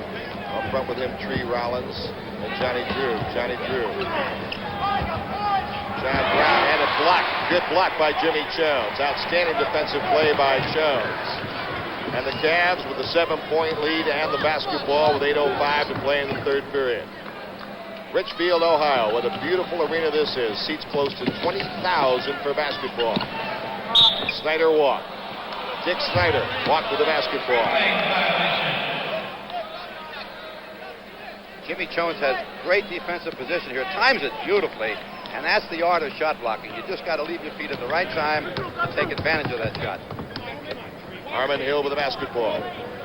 John Brown on top. Drew missing. Elmore Smith rebounding. Elmore Smith really doing a number on the Atlanta Hawks tonight. And a foul on John Brown. And Elmore Smith is a native of Macon, Georgia. Doing it to the hometown folks this afternoon. 4 fouls on John Brown, by the way. With 7:28 to play in the third period, the Cavaliers by 7. Trying to get it to Elmore Smith, and they're going to call an offensive foul on Elmore Smith. Elmore Smith not too happy with that call, telling Lee Jones about it. A little activity in that hole right now. Rollins is overplaying Smith. I'm sure instructions from Hubie Brown to just keep him away from those boards. Armin Hill stepped on the baseline. Tommy Nunez picked it up. 7:14 to play, third period, and the Cavaliers still have the 7-point lead. Well, ever since I said they picked up the pace, 24 points in 3.5 minutes, they haven't scored, neither club. Here's Footsy. Great pass. Elmore Smith. Great block by Tree Rollins on Elmore Smith. Fans don't like it. It looked pretty good from here, though. Eddie Johnson trying to get Atlanta within 5, and the tip almost went by John Drew. Boy, is he quick. Jones almost carried it. Interception. Johnny Drew all over the court. Bad pass. Foul is going to be called against Woodsy Walker, I believe. That play getting a little ship shot right now. We saw a cross-court pass, which is probably the worst pass in basketball. We just saw a little dribbling going on, which shouldn't be going on. Here's that block shot coming up. Whoa, looks good. Looks awfully good. Great job. Elmore Smith didn't like it, but it was there.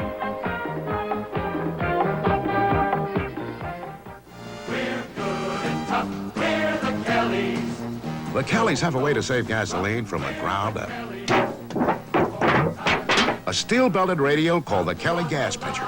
When we tested a set of gas pinchers against our non-radials, the gas pincher pinched from 14.5 up to 31.7 more miles out of a tank of gas. That's hundreds of more miles a year with the gas pinchers.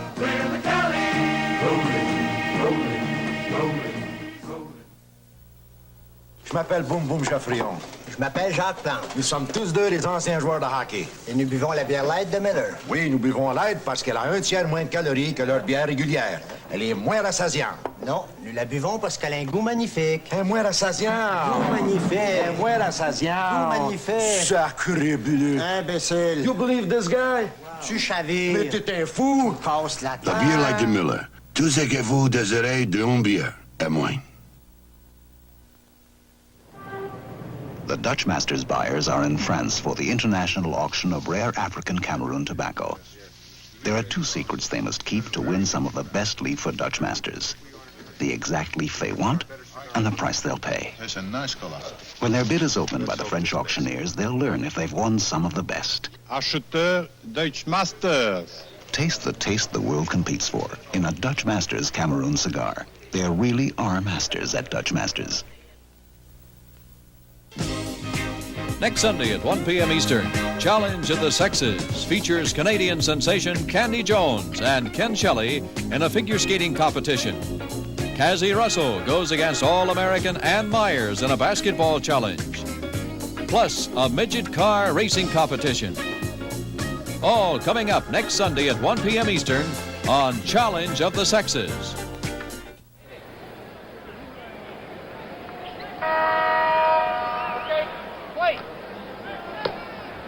57-50, the Cavaliers lead the Atlanta Hawks. 3 Rollins to the Hawks. Sky with air ball. Big Snyder. What a pass. And what a play. Elmore Smith. Elmore Smith. He has 12 points, and by the way, he now has 14 rebounds in the game. And the Cavaliers lead by 9. Terrific block that time by Campy Russell. He came away with a basketball. Campy to Snyder from 20. Johnny Drew. Armin Hill. Johnny Drew and a block. Campy Russell's called for the foul. He slams it high in the air. That's going to cost him some money as well. I'm not too sure whether they called a tee or not. Let's see. There's the shot. There goes Campy. Up the ball went up. Yeah, there's a technical foul. Bill Fitch looks on. He's not too happy with it. I know exactly what Lee Jones said to Campy Russell when he called the tee. He said, Campy, if that ball comes down, it's going to cost you. And the ball does not have helium. By 59-51. Cavaliers by 8. Johnny Drew getting a pair. Johnny Drew is keeping this club in the ball game. I'll tell you, without Johnny Drew out there, they'd have all kinds of problems. They're still in this game. They're only 7 behind. They could possibly be 6 on this free throw. And John Drew is doing it all offensively. They almost have half their point total. Here's the John Drew from the line.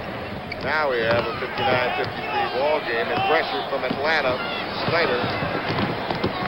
Atlanta went into a full-court press. Quincy Walker with an basketball now, setting it up for the Cleveland Cavaliers with 5:37 to play in the third period. The Cavs by half a dozen. Armin Hill playing defense there. Tough shot by Quincy Walker. 61-53. The Cavs by 8.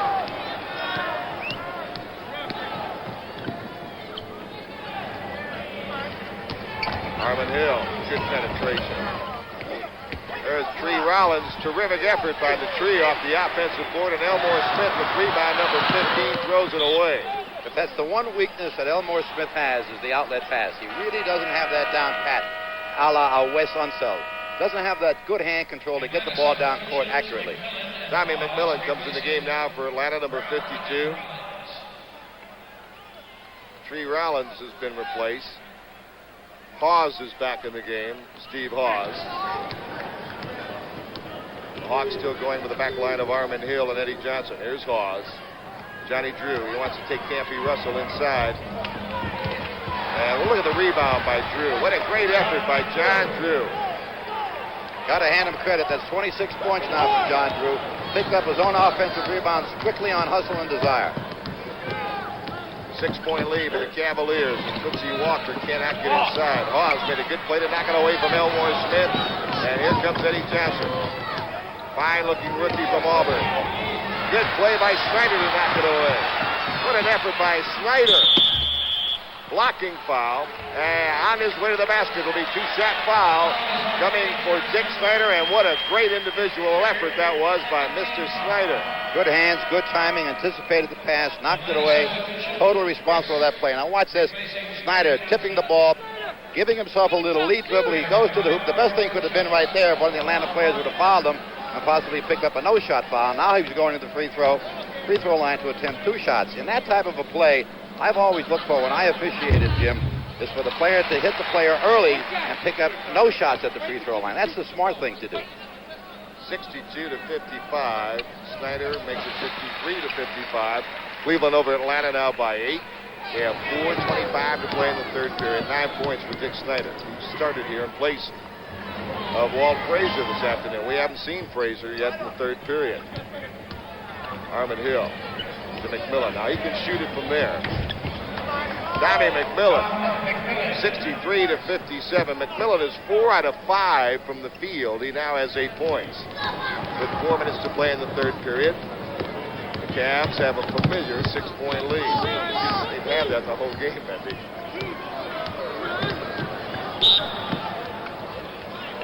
Fouls on McMillan. Now he was overplaying Jones over there, and he was a bit too rambunctious in the overplay. Atlanta's doing that now in the last couple of minutes. They're overplaying Cleveland. They're picking them up deep into the backcourt, hoping to take them out of the pattern to get back to the ballgame and close that gap at 6 points.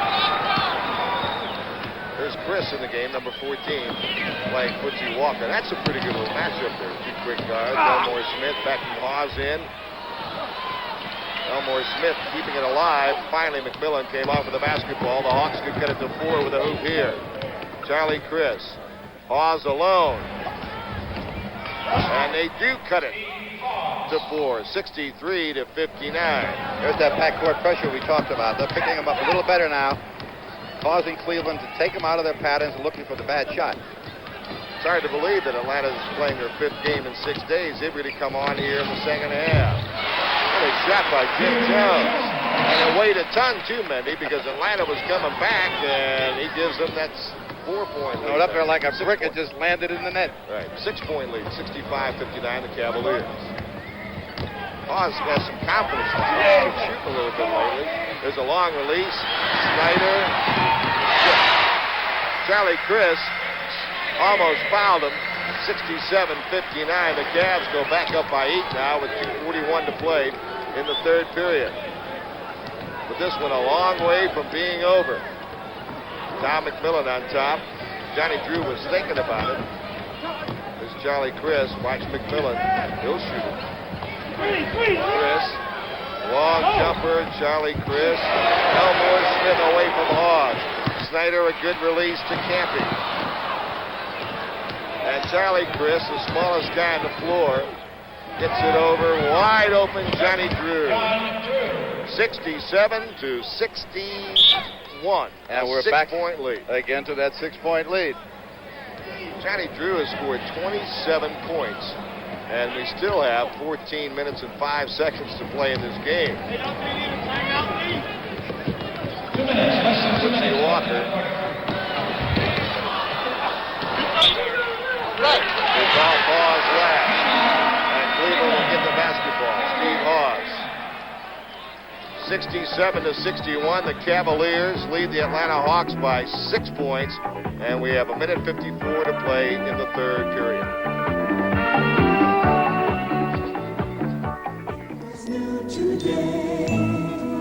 Chevrolet announces a lot more Chevette for a lot less money.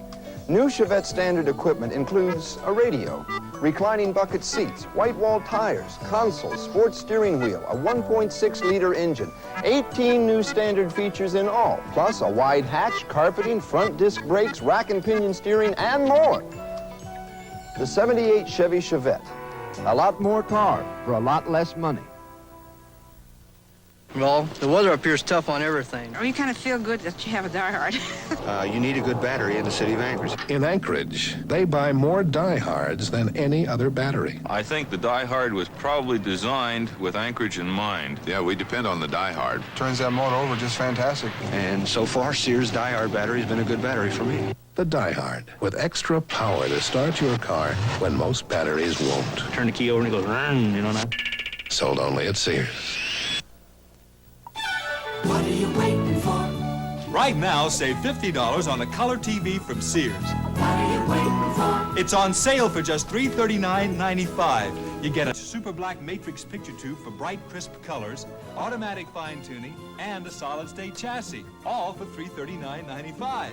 You save $50 at Sears. So, what are you waiting for? What are you waiting for? This Monday, the dramatic event of the television season. Alan Arkin and Richard Jordan in The Defection of Seamus Kudirka. I jump ship. Be free. America free. I want free. He has requested asylum. No! The Defection of Seamus Kudirka, true story. Monday at 9, 8 Central and Mountain. Well, thank you, Bucknell. That's my old home state of Pennsylvania. They love us, the Cavaliers. And let me tell you something about those Cavaliers. They're not too bad. We saw some of that halftime show. They're all right. They did quite a number out there. You think John Drew's got good moves? Check out the Cavaliers. That'll cost me. All right. Footsy Walker to inbound the ball. Dick Snyder threw it away. Ollie Johnson gets into the ball game, picks it up. The Hawks trail the Cavs by 6 with 1:43 to play in the third period. It's a steal by Elmore Smith, but Armand Hill got it right back again. Tom McMillan. They won't give him that. Hawes, spinning jump shot. Good tip underneath by Tom McMillan. No one took the opportunity to box him out. He took great position on the baseline. Left-handed, just tapped the ball back up. Good play by Tom McMillan. Cavaliers lead now is 4 points with 1:17 to play in this third period. Walker against Charlie Chris. Campy Russell with Ollie Johnson. Elmore Smith and the rebound to Hawes. And the Hawks have a chance to cut this baby to 2 with 1:02 to play in the third period. Look at Charlie Chris. All right, Charlie. I knew we'd get one of those for him. You've been looking for that all game long. He can light him up. Steal by Ollie Johnson. They can tie it right here. McMillan. And the rebound came off to Footsy Walker. 67-65. The Cavaliers by only 2 with 41 seconds to play third period. I'd like to apologize for our video breaking up. Here's Snyder missing, and the ball will be awarded to Atlanta. Good shot of Ollie Johnson there. Ollie Johnson did not play high school basketball. Hasn't affected his game any. Dick Snyder has been replaced. He gets a fine and well-deserved round of applause. And Walt Frazier comes in the ballgame, his first appearance in the second half. Let's watch the Atlanta Hawks as they try to tie the game. Charlie Chris getting a pick, and here's the long jumper. Charlie Chris has tied the game. How about that, Mr. Chris? 2 straight hoops, and we've got a brand new game in Cleveland. 67 all. 5 seconds to play third period. A shot. Traveling with 2 seconds. And Footsy's very happy about that. I think Footsy tripped under his own power. Let's watch it. The dribble is there. He tripped over his own foot. Bill Fitch was totally unhappy with the play as the quarter ends with the score tied 67-67. And you've got to give the Atlanta Hawks a lot of credit, Jim. They have come back from a 6 to 7 point deficit and tied the ball game as we enter into the fourth period.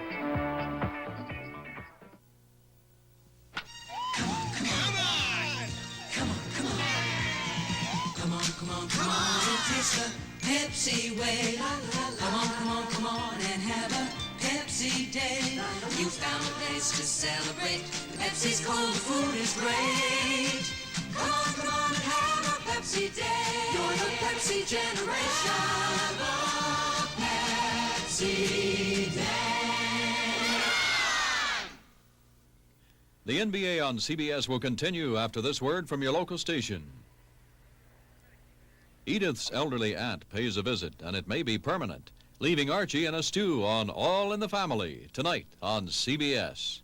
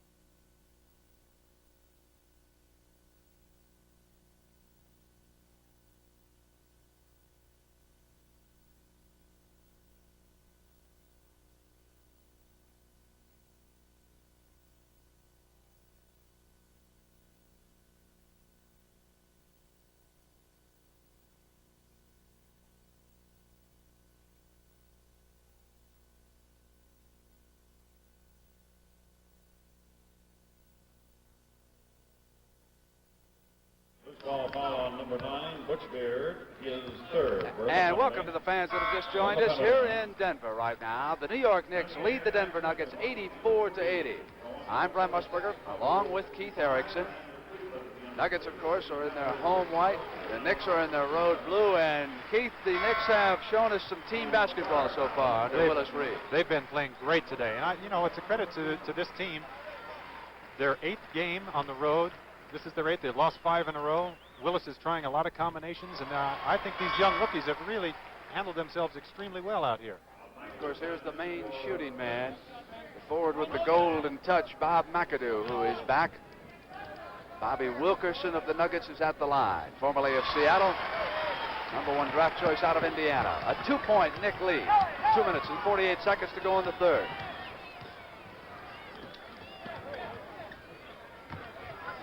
Stolen by Matt Calvin, who had an excellent second quarter. Off to Roberts. Gondrzick came over and fouled him. That's a good foul by Gondrzick right there. Anthony Roberts had an automatic 2 points on that play. Now he forced them. They were in the penalty anyway. So they're just going to make him shoot the free throws and get them from the free throw line.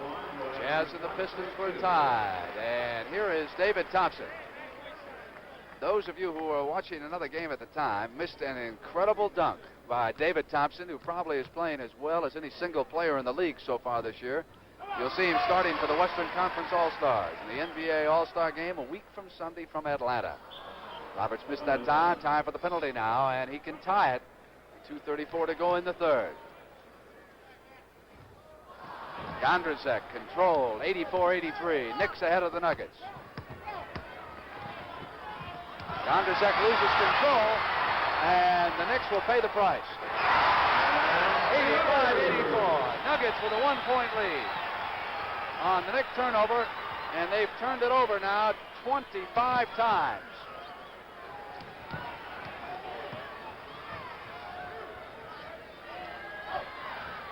Ray Williams. Basket by Ray Williams. Here's Anthony Roberts bringing the ball down, making sure on this one, boy. He put it through there. No two ways about that one. Nuggets down by 1 point. 1:50 to go in the third quarter. Matt Calvin had a block by Phil Jackson. It's Williams and Beard. It's 4-on-1 now. McAdoo to the basket. McAdoo. It's a 3-point Knick lead. 1:38 to go. That's a picture-perfect fast break. Now watch Phil Jackson hardly even jump to block that shot by Matt Calvin. A bad shot. Here's Ray Williams, bring it down. He sees McAdoo on the side, comes in for the dunk. Beautiful fast break by the Knicks. They're really playing together now. Stolen by Gondrzick. Beard. Gondrzick battling. It'll go now to the Nuggets with 1:22 to go in the third. 88-85 Knicks.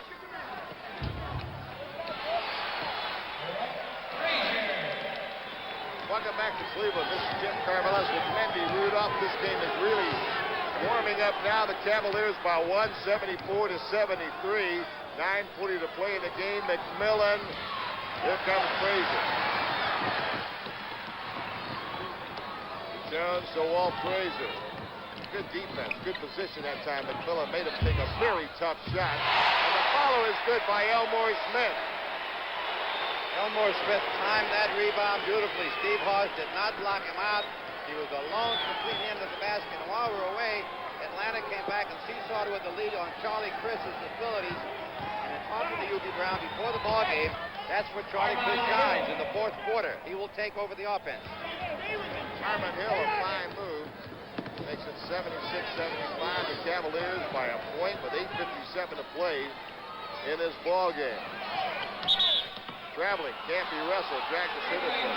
We started this fourth period with Jones making a foul shot to give Cleveland a lead. Then Charlie Chris hit the jumper to give Atlanta a lead.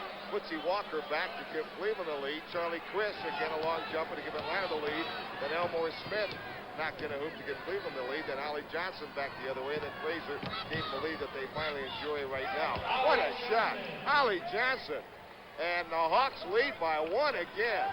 And we have had lead changes of about 6 or 7 in the last minute and a half.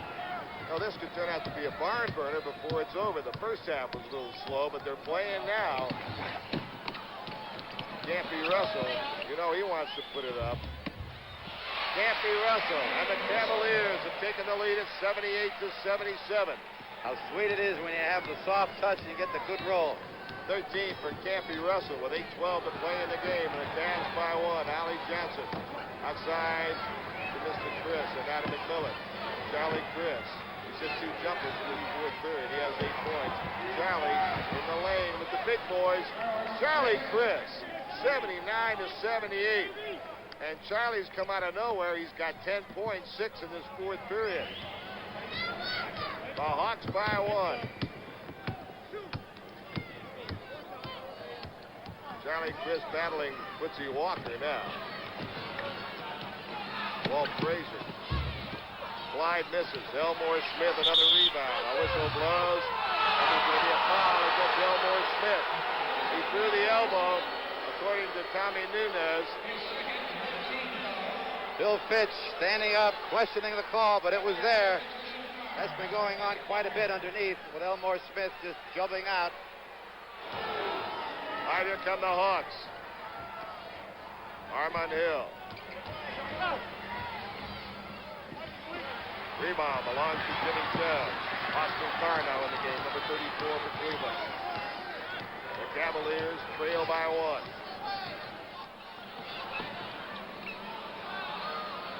Elmore Smith with paws on him. He wants to take him right to the hoop.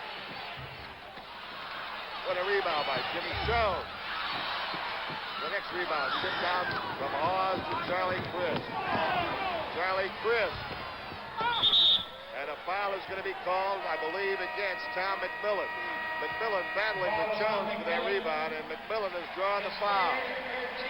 His third, the team's third. Let's pick up the foul as Charlie Chris goes up for the hoop. Tom McMillan comes into your picture. Good call, loose ball foul. A little too aggressive. We'll have a timeout with 6:51 to play, and we've got a completely different ball game, Jimmy. You would never believe that this is the same game in the second half that we're seeing right now that we saw in the first half. The two teams are going nose to nose with lead changes. A great ball game.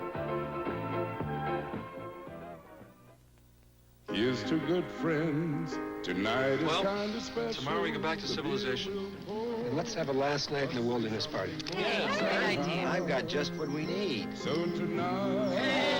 Hello, Brown. You've been hiding that all week? I was waiting for the right moment. When you want the taste of a truly great beer, tonight, let it be Lowenbrow. Well, like the song says, here's to good friends. Let it be Lowenbrow.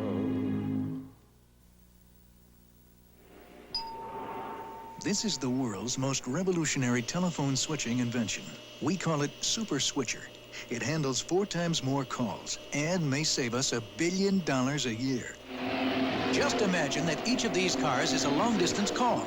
Super Switcher could handle 5 days' traffic on a busy LA freeway.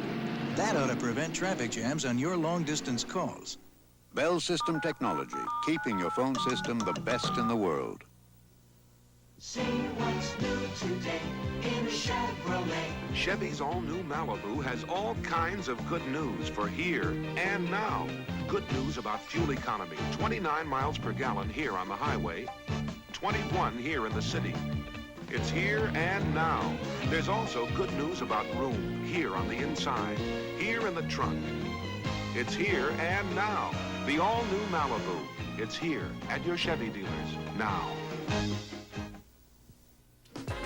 Following the game, CBS Sports presents live the Grand Slam of tennis. That's Following the Game.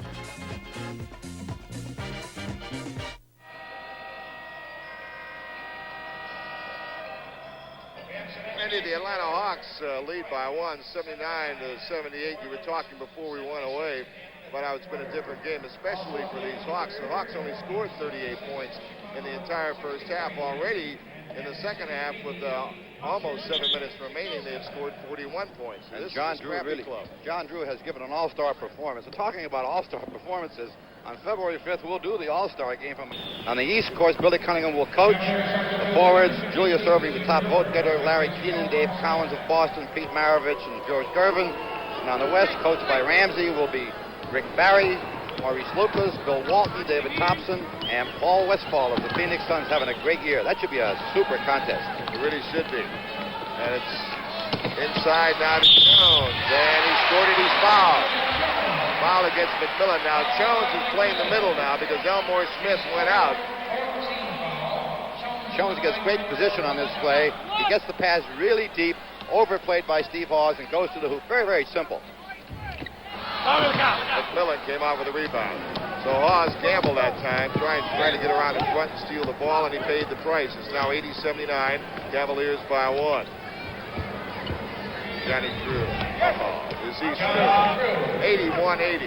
Johnny Drew gives the Hawks a lead again by 1. He's got 29 of the 81 points. It's great that game's being played in Atlanta because that franchise has really come alive. They've drawn more people already than they drew all of last year, and Ted Turner's done a fine job. The fans down there are getting with NBA basketball. There's a block by Hawes. Campy Russell was fouled, though. Campy will go to the line and give the Cavaliers a chance to get a couple, and we're in the penalty situation already. 3 to make 2 for Campy Russell. That's going to have a definite effect on the ball game as we get down in the closing minutes. Atlanta is there already, so every time Cleveland gets fouled, they're going to go to the free throw line. We have had 8 lead changes so far. Cleveland has led 8 times. Atlanta has led 8 times. That's a total of 16 the way I count it. The score has been tied 3 times. And we now have a possibility of another lead change. We have the tie now at 81, trying to untie it. Still 81. Now they're going to get the penalty shot. Cavaliers trying to go 500. They're 20-21. They're only 4.5 games out of first place behind a hot San Antonio club, Benny. So they're really in it, even though they're just shy of 500 right now. There's a lead. Campy Russell gave them the lead at 82-81. 6 minutes to play in the game. Charlie Crisp over to Hawes. Out to the man they want, Johnny Drew, and now an infraction, I believe a 3-second violation. No, a blocking foul away from the ball, I believe, on McMillan. Yes, on Tom McMillan, blocking in the lane. His 5th foul, he leaves the game, and John Brown is replacing him. So the Cavaliers with a 1-point lead and the basketball. 5:52 to play in the game. A slow start this afternoon, but it's really mellowed into quite a basketball game. The hole there, the hole. Campy Russell and Drew's playing him. And the rebound is John Brown underneath. And now the Hawks' chance to regain the lead. Bill to Brown. They're looking for Johnny Drew. Jones is playing Drew. This time it's Hawes up the lane. Great move by Hawes. He beat Brewer inside. And the Hawks lead 83-82, Mendy. And the Hawks have done it with a pressing defense, as we see right now against Walt Frazier, and going to the hoop, as we saw last time with Steve Hawes just driving up. Walt Frazier. Brewer got the rebound. To Frazier with Armin Hill. Jones over Hawes. Good. He's fouled. Count the basket. The Cavaliers have taken an 84-83 lead. Steve Hawes did everything right that time. He was up on top of Jim Jones. just as close as he could possibly play him. Frazier gets the pass over to him, and he'll catch her on the arm as he goes up right on the elbow, and Jimmy Jones with a very, very difficult shot. Jim Jones now gets a penalty try. 84-83, the Cavaliers by a point. We have 4:57 to play in this game. NBA basketball on CBS. Hope you're enjoying it. The Hawks with the ball again after the 2 missed foul shots by Jones. Again with a chance to regain the lead. Pause. Great pass to Drew, and Johnny Drew has given the Hawks the lead again, 85-84, 31 for Johnny Drew. I don't know how long Bill Fitch is going to keep Elmore Smith on the... There he comes. I figured he'd bring him in just as soon as they went ahead. Bill Fitch doesn't like what's happening. He sees a trend, and Elmore Smith will replace somebody immediately on a dead ball. Campy Russell inside to Jimmy Jones. Brewer got a tough rebound again. Big rebound. Jimmy Jones bounce inside to Campy Russell. And a good rebound by Hawes to Charlie Crisp. Running 2-on-2. Watch the little guy. Drew. Rebound Austin Carr. 4 minutes and 5 seconds to play in the game. The Cavaliers trail the Hawks by 1. Down goes Charlie Crisp. No call, no harm, no foul. Coming inside Austin Carr. To Brewer. Still in the air. And now a foul is going to be called against Atlanta. With 3:55 to play in the game. Foul is on Brown. Friendly situation. Judy Brown does not agree. And here's that penalty situation coming into effect, which took place at the 6:05 mark. So far, Cleveland has not taken advantage of it because they've missed their free throws. It will hurt Atlanta as we get down into the closing seconds of this ball game.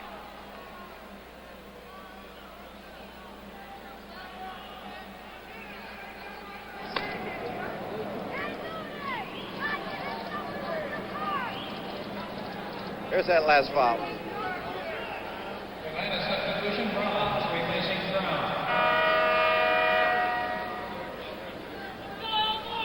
Welcome to the fans that have just joined us here in Cleveland. The Cavaliers trail the Hawks 85-84. Cavaliers at the foul line out in the gold uniforms, the Hawks in red. Trying to tie the game is Campy Russell. We have 3:55 remaining. And this game is tied. 85-85. 3:52 to play. Jim Carvelis, Mendy Rudolph, Richfield, Ohio. Tree Rollins inside Johnny Drew. Good fake, Johnny Drew. Elmore Smith with the rebound. Walt Frazier. Frazier loves this time of a ball game. Driving shot, Campy Russell. Campy Russell. The Cavs by 2, 87-85, 18 for Campy. There's little Charlie Crisp. Cavaliers trailed at halftime by 7. They tied it after the third period, and it's been back and forth in this fourth period. Armin Hill had it blocked by Elmore Smith. Here comes Clyde Frazier with 3:13, and the Cavs by 2. Austin Carr. Pause, a tough rebound. Cavaliers lead the Hawks 87-85, 3 minutes to go in the game, and a great driving shot by Armin Hill. And the game is tied. Come on, Bill. Later.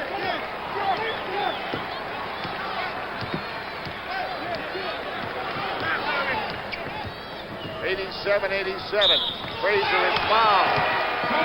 With 2:40 to play, Armin Hill decided to go the length of the court anyway, and we have a timeout here, and when we come back again, Walt Frazier's going to have a chance to give the Cavaliers the lead with 2:40 to play in the game. This signal is searching for a General Electric VIR color TV. The signal's VIR. It lets broadcasters automatically control the color of your TV picture on many programs. Watch this GE VIR set use the signal and automatically adjust flesh tones, background colors, the entire color picture. VIR. And General Electric has just won an Emmy for being the first to use VIR in television sets. This is GE Performance Television. Guilty. Not guilty. 6 votes guilty, 6 votes not guilty. Golly, Jim. This could go on all day. Bailiff! Pass out the right guard deodorant. Good. We got stick or spray. Right guard deodorant has all-day odor protection. Kills bacteria that can cause odor. Stick or spray protects all day. 6 took stick, 6 took spray. It's unanimous. Right Guard deodorant. Don't get dressed without it. Excuse me, sir. I'd like you to try something. Okay. Hold out your hand. Hey, what is that? That's Track 2 shave cream, and that's another brand. Feel any difference? The Track 2 feels heavier. That's because the Track 2 is heavier. It's packed with moisturizers. Moisturizers? They help hold the moisture in your skin so your face feels good after you shave. After I It'll shave? feel soft and moisturized. Great. Wait, what do I do now? Shave. Track 2, heavy with moisturizers. Next Saturday at 5 p.m. Eastern, CBS Sports Spectacular presents the 2nd Annual Hollywood Stunt Competition, with 8 of Hollywood's finest stuntmen competing. That's next Saturday at 5 p.m. Eastern on the CBS Sports Spectacular.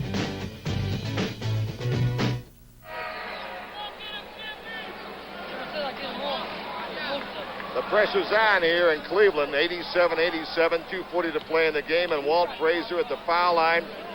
And Bill Fitch couldn't have a better guy at the foul line because Frazier has hit his last 15 foul shots. And I hope we don't jinx him. The line of fans probably said, I'm glad you said that. This is going to be a 2-shot foul, not 3 for 2, just 2 shots. Let's see what happens. Walt Frazier is a great free throw shooter under pressure. 16 in a row. And the Cavaliers lead 88-87. 2:40 to play. If Mendy were down there now, he'd be saying, play this one. Crush.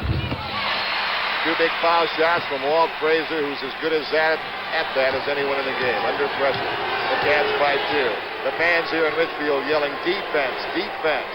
All right, with the ball. Chris Rollins. Pause, number 10. Armin Hill. Look for Drew. He walked.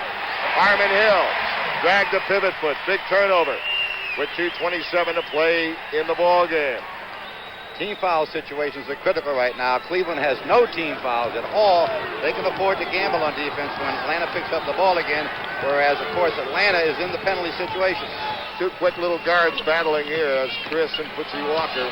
Here's Campy Russell. Wait a ton. It weighed a ton, 91-87. A 4-point Cleveland lead. Campy now has 20 points. Johnny Drew has 31 to lead all scorers. Charlie Chris trying to get a pick. He does from Hawes. He gives it back to Hawes. Give and go. Big shot by Steve Hawes. Boy, they played tremendous defense that time. Steve Hawes had to pull up, take a very, very difficult dunk shot, and make it. 91-89. The Cavaliers by 2, and with the basketball, Footsy Walker. Incredible second half here. 91-89. The Hawks trailing by 2, trying to get the ball back again. Walt Frazier lays it off. Open Jones. Rebound. Elmore Smith, a big rebound. Footsy Walker. Now he'll slow it up and start it up again. 18 seconds of the 24-second clock. Up to 24 to play in the game. The Hawks trail by 2. The Cavaliers with Footsy Walker. Frazier, 20-footer. Elmore Smith kept it alive. Steve Hawes, big rebound. Johnny Drew. Cross court. Charlie Chris. Nothing. Charlie Chris trying to force it up over Jimmy Jones. And now with a minute to play in the game, Cleveland goes to Footsy. Footsy puts it up. And the rebound belongs to Johnny Drew. And a timeout's going to be called by Hubie Brown. We just saw 2 very, very difficult shots. 2 very bad shots by Charlie Chris, who forced his way under the hoop on the baseline on the Atlanta side. They came down here, and Footsy Walker did the same thing, turned it over on a bad shot. Atlanta has the ball now with a chance to tie. Next Sunday, CBS Sports presents NBA regional action with Los Angeles taking on Washington, Philadelphia going against Denver, Cleveland tangling with Detroit, and Houston at Portland. Consult your local listings for the game and time in your area. That's NBA regional action next Sunday.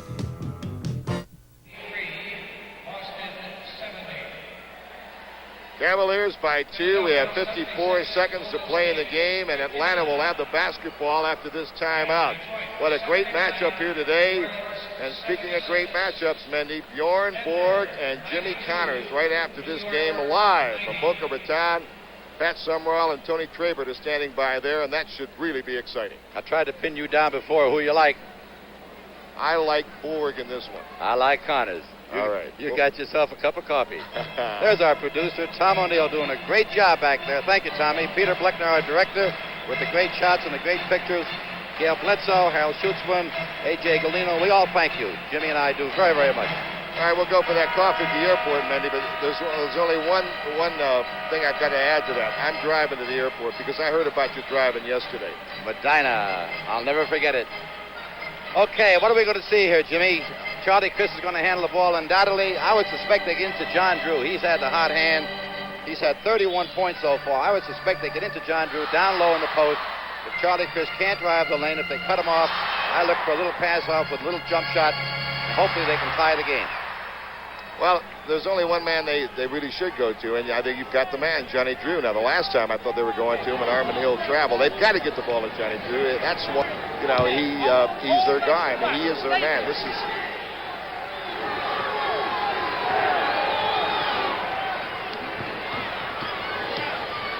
All right, Atlanta now, looking for the tie, the clock. You see it there, 45 seconds. Tree Rollins with Elmore Smith. They're trying to get it inside to Drew. There he is. There's his shot. Elmore Smith, the game's biggest rebound. 34 seconds. The Cavs by 2. And they're going crazy here in Richfield. Footsy Walker. Charlie Chris watching him very closely. He'll be going for a steal any moment now. Frazier. 6 seconds to shoot the ball, 18 to play.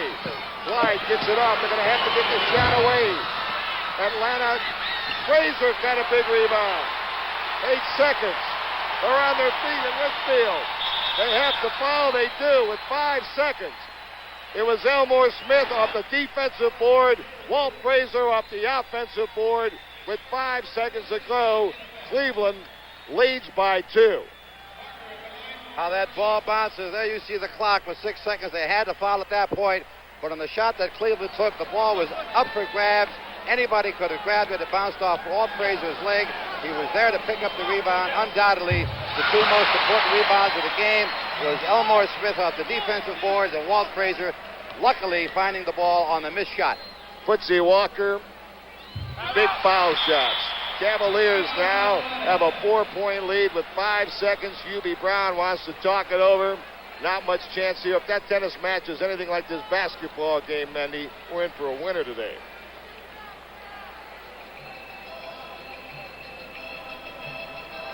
All right, we're going to come up with our Chevrolet player of the game. And actually, 2 people were in the forefront almost right from the start. Elmore Smith and, of course, Johnny Drew. I've got to go with Elmore Smith with 22 rebounds, which is his season high. He really controlled the boards, intimidated Atlanta early in the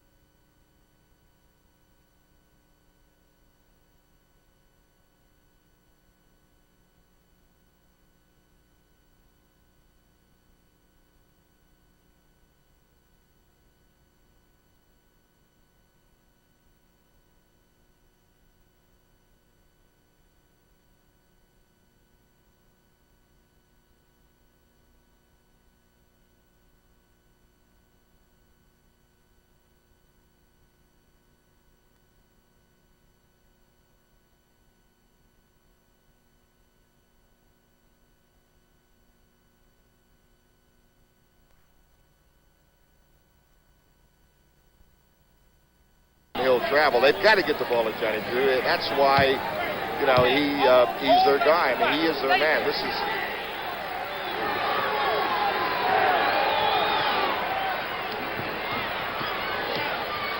All right, Atlanta now, looking for the tie, the clock. You see it there, 45 seconds. Tree Rollins with Elmore Smith. They're trying to get it inside to Drew. There he is. There's his shot. Elmore Smith, the game's biggest rebound. 34 seconds. The Cavs by 2, and they're going crazy here in Richfield. Footsy Walker, Charlie Chris watching him very closely. He'll be going for a steal any moment now. Frazier, 6 seconds to shoot the ball, 18 to play. Clyde gets it off. They're going to have to get the shot away. Atlanta, Frazier got a big rebound. 8 seconds. They're on their feet in Richfield. They have to foul. They do with 5 seconds. It was Elmore Smith off the defensive board. Walt Frazier off the offensive board with 5 seconds to go. Cleveland leads by 2. How that ball bounces. There you see the clock with 6 seconds. They had to foul at that point. But on the shot that Cleveland took, the ball was up for grabs. Anybody could have grabbed it. It bounced off Walt Frazier's leg. He was there to pick up the rebound. Undoubtedly, the 2 most important rebounds of the game was Elmore Smith off the defensive boards and Walt Frazier, luckily, finding the ball on the missed shot. Footsy Walker, big foul shots. Cavaliers now have a 4-point lead with 5 seconds. Hubie Brown wants to talk it over. Not much chance here. If that tennis match is anything like this basketball game, Mendy, we're in for a winner today.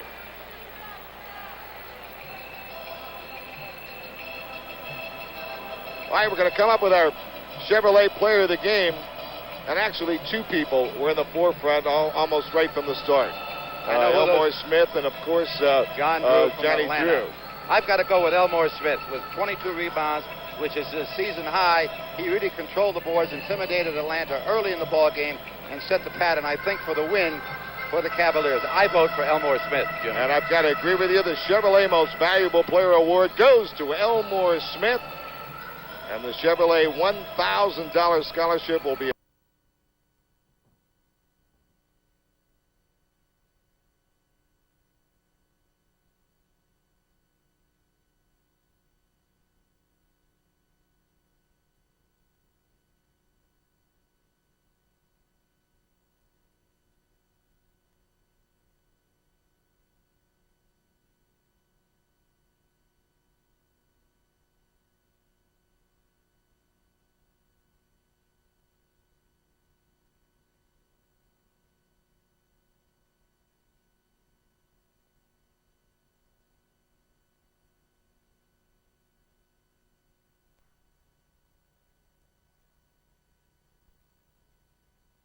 travel. They've got to get the ball to Johnny Drew. That's why, you know, he's their guy. I mean, he is their man. This is...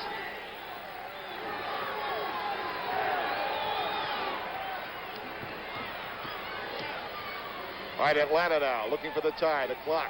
You see it there, 45 seconds. Tree Rollins with Elmore Smith. They're trying to get it inside to Drew. There he is. There's his shot. Elmore Smith, the game's biggest rebound. 34 seconds. The Cavs by 2, and they're going crazy here in Richfield. Footsy Walker, Charlie Chris watching him very closely. He'll be going for a steal any moment now. Frazier, 6 seconds to shoot the ball, 18 to play. Clyde gets it off. They're going to have to get the shot away. Atlanta, Frazier got a big rebound. 8 seconds. They're on their feet in Richfield. They have to foul. They do with 5 seconds. It was Elmore Smith off the defensive board. Walt Frazier off the offensive board with 5 seconds to go. Cleveland leads by 2. How that ball bounces. There you see the clock with 6 seconds. They had to foul at that point. But on the shot that Cleveland took, the ball was up for grabs. Anybody could have grabbed it. It bounced off Walt Frazier's leg. He was there to pick up the rebound. Undoubtedly, the 2 most important rebounds of the game was Elmore Smith off the defensive boards and Walt Frazier, luckily, finding the ball on the missed shot. Footsy Walker, big foul shots. Cavaliers now have a 4-point lead with 5 seconds. Hubie Brown wants to talk it over. Not much chance here. If that tennis match is anything like this basketball game, Mendy, we're in for a winner today.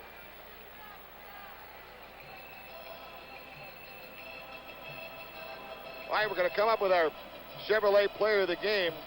And actually, 2 people were in the forefront almost right from the start. Elmore Smith, and of course Johnny Drew. I've got to go with Elmore Smith with 22 rebounds, which is his season high. He really controlled the boards, intimidated Atlanta early in the ball game, and set the pattern, I think, for the win for the Cavaliers. I vote for Elmore Smith, Jimmy. And I've got to agree with you. The Chevrolet Most Valuable Player Award goes to Elmore Smith. And the Chevrolet $1,000 scholarship will be awarded to Kentucky State on behalf of Elmore Smith. And I know he's got a lot of fans watching the game in the Georgia area. He's a native of Macon, Georgia, and they'll have to forgive him for beating the Atlanta Hawks here this afternoon. Great ball game. Well, Mandy, what happens here? Well, what they can hope for now is just to pick up a quick rebound on the missed shot. If they convert the 2 free throws, get a field goal up just as quickly as possible, press the ball on the inbounds when the Cavaliers do inbound it. But there's not a heck of a lot that can happen in 5 seconds, although I've seen it. Yes. With a 4-point lead. A mistake by the Cavaliers is what the Atlanta Hawks can only hope for at this point.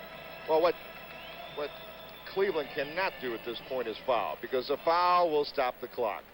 Atlanta's got to come in here, get a hoop right away, and hope they're going to steal the inbound pass. That's the only way that they're going to have a chance here. 5 seconds to play, and the Cavaliers lead the Hawks 93-89. The Cavs led at halftime by 7. Things really warmed up. The game was tied after 3, and it's been back and forth in an exciting fourth quarter here in Ridgefield. Armin Hill will inbounds the ball. Let's see who they go to. He's got 5 seconds to get rid of it. Hawes, he better put it up. He does from 35 feet air ball. And with 1 second to play, and now there's the horn. And this exciting game is over. And the Cavaliers are now a 500 basketball team at 21 wins and 20 losses. They trail San Antonio by only 4 games now in the NBA Central. And this fine crowd in Ridgefield, Ohio, saw a tremendous game this afternoon. The Cleveland Cavaliers made the shots they had to make down the line. And Elmore Smith played his game of the year. He was the Chevrolet Most Valuable Player in the ball game. But even more to the point as far as Mr. Fitch and the Cleveland fans were concerned, he was their most valuable player. He helped them win the game. Elmore did the job underneath, got the rebounds, intimidated Atlanta. And late in the game, when Atlanta had a chance to tie this game with less than a minute to go, it was Elmore Smith that got the big defensive rebound. Then he released it to Walt Frazier, a missed shot by Jimmy Jones from the right side. It was Walt Frazier off the offensive board that pulled down the rebound. Finally, a foul had to be called. They fouled Footsie Walker. He made the 2 foul shots to give the Cavaliers the 4-point lead. So now as we look at the standings, in the NBA Central Division, San Antonio still on top over Washington by a game. And Cleveland now, they've gone to the 500 mark, 21 wins, 21 defeats. They're 4 games behind San Antonio. Atlanta, as a result of this afternoon's loss, 21 wins and 26 defeats. They now drop behind the New Orleans ball club, the Jazz, at 20 and 24, now moved up into 4th place. But Atlanta need not be disappointed. Their effort was a great effort here this afternoon, and considering the fact that they played 5 games in 6 days, so they'll go back and have a little bit of a rest. And of course, they'll be getting ready for that big All-Star game that you'll see right here on CBS on February the 5th, and that should be something from Atlanta, Georgia. And we've heard so much about Southern hospitality. We expect it in abundance there that weekend as the NBA is being spotlighted. The NBA All-Star game. As we look at some of the individual statistics for the ball game, Johnny Drew, an outstanding player here today, 31 points. Only 2 other Atlanta players were in double figures. Steve Hawes had 14, and Tommy McMillan had 10. Check it, 3 other players. Charlie Chris also had 10 points. So rounding out the rest of the scoring for you for the Atlanta Hawks, Brown had 4 points, John Brown. Eddie Johnson, an outstanding looking rookie from Auburn, a very quick guard who last night made his first NBA start in a winning effort against the Indiana Pacers. Eddie had 8 points, didn't play down the stretch here. Armin Hill had 8 points. He started this afternoon. Tree Rollins did not score. Ollie Johnson had 4 points, and Terry did not score. Now, the Cleveland Cavaliers had a very balanced scoring attack here this afternoon. Campy Russell had 20 points, and Campy scored 9 at the half, and then he scored the big points, 9 big points in the fourth quarter. Jim Jones had 17. Elmore Smith, the most valuable player, had 16. Footsie Walker had 8, 2 big foul shots at the end. 11 for Dick Snyder, who started over Walt Frazier. Austin Carr had 7. Bingo Smith had 4. Frazier had 10. Frazier gave him the cool, the maturity down the stretch, the maturity they needed to win the basketball game. So it was a terrific game today. And Mendy Rudolph is down on the floor with an interview and a comment. And Mendy, let's go down to you. Okay, Jimmy, thank you very much. We're waiting for Elmore Smith to come out of the locker room. Played a super basketball game. In fact, he was our most valuable player, as you all know. Now, in this particular ball game, we saw 2 completely different halves. The first half was rather lackadaisical. Atlanta really being taken out of their patterns. Cleveland really not shooting that well, nor getting into their patterns that well. But in the second half, the tempo picked up. Charlie Chris come on the court. He penetrated. He had some beautiful shots early in the fourth quarter that had the lead seesaw back and forth about 7 or 8 times. All during the game, though, Elmore Smith was the dominating force for the Cleveland Cavaliers when he took both ends of the boards under control. He dominated the offensive board as well as the defensive board. And Jimmy, you and I both gave him the most valuable player award for today.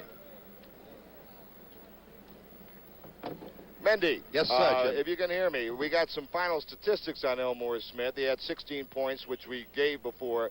22 rebounds. That is a season high. He had 5 block shots, also a season high. So Elmore Smith made the experiment work out, Mendy. You'll remember just 2 games ago, Coach Fitch decided that he was going to go a different way. His club wasn't playing well enough. He took Brewer out and he put him on the bench, and he brought Jimmy Jones, his usual center, out to the forward spot, put Elmore Smith into the ball game. Jimmy Jones, the man that you're going to be talking to down there, is the man that used to be the center, and he did a great job as a power forward. Mendy? Okay, we told you Elmore Smith was going to be here, but Jimmy Jones is here. And Jimmy, I've got to say one thing. Elmore Smith played a super game at your old position, center. Yes, Elmore, you know, he could have did that all year, but I guess I beat him out the blocks this time in training camp, and I was playing well all season, but we still weren't winning, you know. So we said we needed more production out of the big forwards, so they moved me there. And let me ask you something about Elmore Smith. When he was sitting on the bench and he was seated there as your replacement, was there any exchange of opinions between the both of you? Yeah, he'd always try to help me, you know. And he always wanted, you know, both of us to be out there, and used to say, like, maybe one day me and you get to play together. So we got to playing so bad, it looks, you know, it just became inevitable. Well, when you scrimmage against each other, Elmore plays you, how does that work?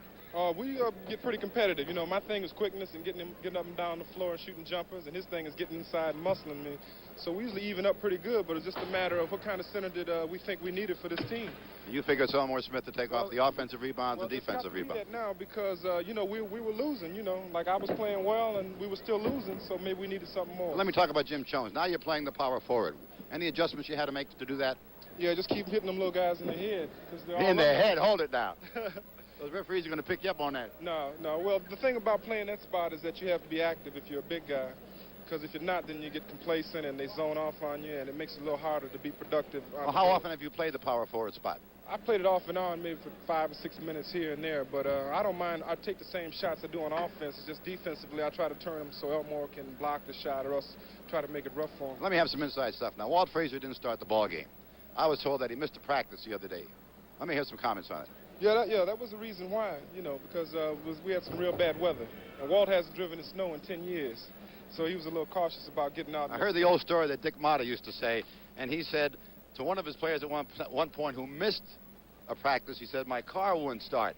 And he said to his player, superstars have 2 cars. Yeah, well, Walt's, he's not been that fortunate. You know, he's been driving something that I don't even want to mention. But it's not his Rolls Royce, and I'm sure he wouldn't take the chance in driving it out here to the Coliseum. Bad weather out here, right, Jimmy? Okay, what do you look forward to? You're at 500 now. Well, you know, I don't know what happened to us. You know, we lost some games we should have won. We went on the road. We haven't won on the road in a while, and I think the biggest difference is consistency from our back line. You know, we got to get more consistent. Walt and Foots and Austin are doing a heck of a job in the backcourt. I think we can get some consistency in the last 3 or 4 minutes from us big guys, and that'll make a difference. And we're not in that bad a shape because we're only 4.5 out. I noticed during the late stages of the game, Jim, there were some forced shots by Campy Russell. Is that part of the game plan? No, not really, and it's something Campy's gotten a lot better in, you know, is that he's got to learn to take better shots, and he's been doing that. And when he finally gets it all under control, he's going to see one hell of a ball player. Now, let's talk about the Atlanta club.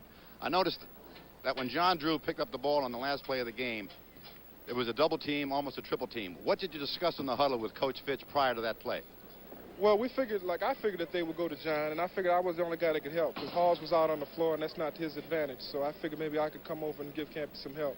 And you did just that, and the rebound was picked up, and away you went. Right, and, you know, once John gets that ball, you know, he's a 55% shooter from the field. You know, it's good for him to take the shot. So. Thanks very much, Jim, for coming out and spending some time with us, and the best of luck to you on the way, all the way, possibly to the playoffs. Thank you, man. And back to Jim up top in the booth. Well, thank you, Mendy, and thanks to Jim Jones. Jim will be happy to know that they picked up a half a game. They're now only 4 games behind the San Antonio Ball Club. Jimmy Jones was not a bad replacement to talk to either, Mendy. Jimmy had a great ball game. He had 17 points, 8 rebounds, and 1 block shot. And again, as he indicated, he had to make an adjustment playing that power forward. So a big win for these Cleveland Cavaliers here this afternoon in Richfield, Ohio, because they are now a 500 ball club, and they needed this game to just continue on their way. They had beaten a good Philadelphia 76er ball club on Thursday, and they had to continue it here. They now will go to play the Indiana Pacers on Tuesday. And by the way, it'll be the first time this year that they'll be playing the Pacers of Bob Leonard. So it was a big win for Bill Fitch and his ball club. But again, Atlanta, nothing to be ashamed of. They are a very scrappy club, and they will be heard of before this thing is over. All right, tennis will be next, of course, and Bjorn Borg will be taking on Jimmy Connors in Boca Raton. This is Jim Carvelis for Mendy Rudolph saying goodbye from the Coliseum in Richfield, Ohio. Coming up next, the finals of the Grand Slam of tennis. In the final, it will be Jimmy Connors against Bjorn Borg in what promises to be another tennis classic. The NBA on CBS is a presentation of CBS Sports. Taking advantage of the Arab oil embargo to line their own pockets? 60 Minutes says, you were right. Be watching tomorrow on CBS.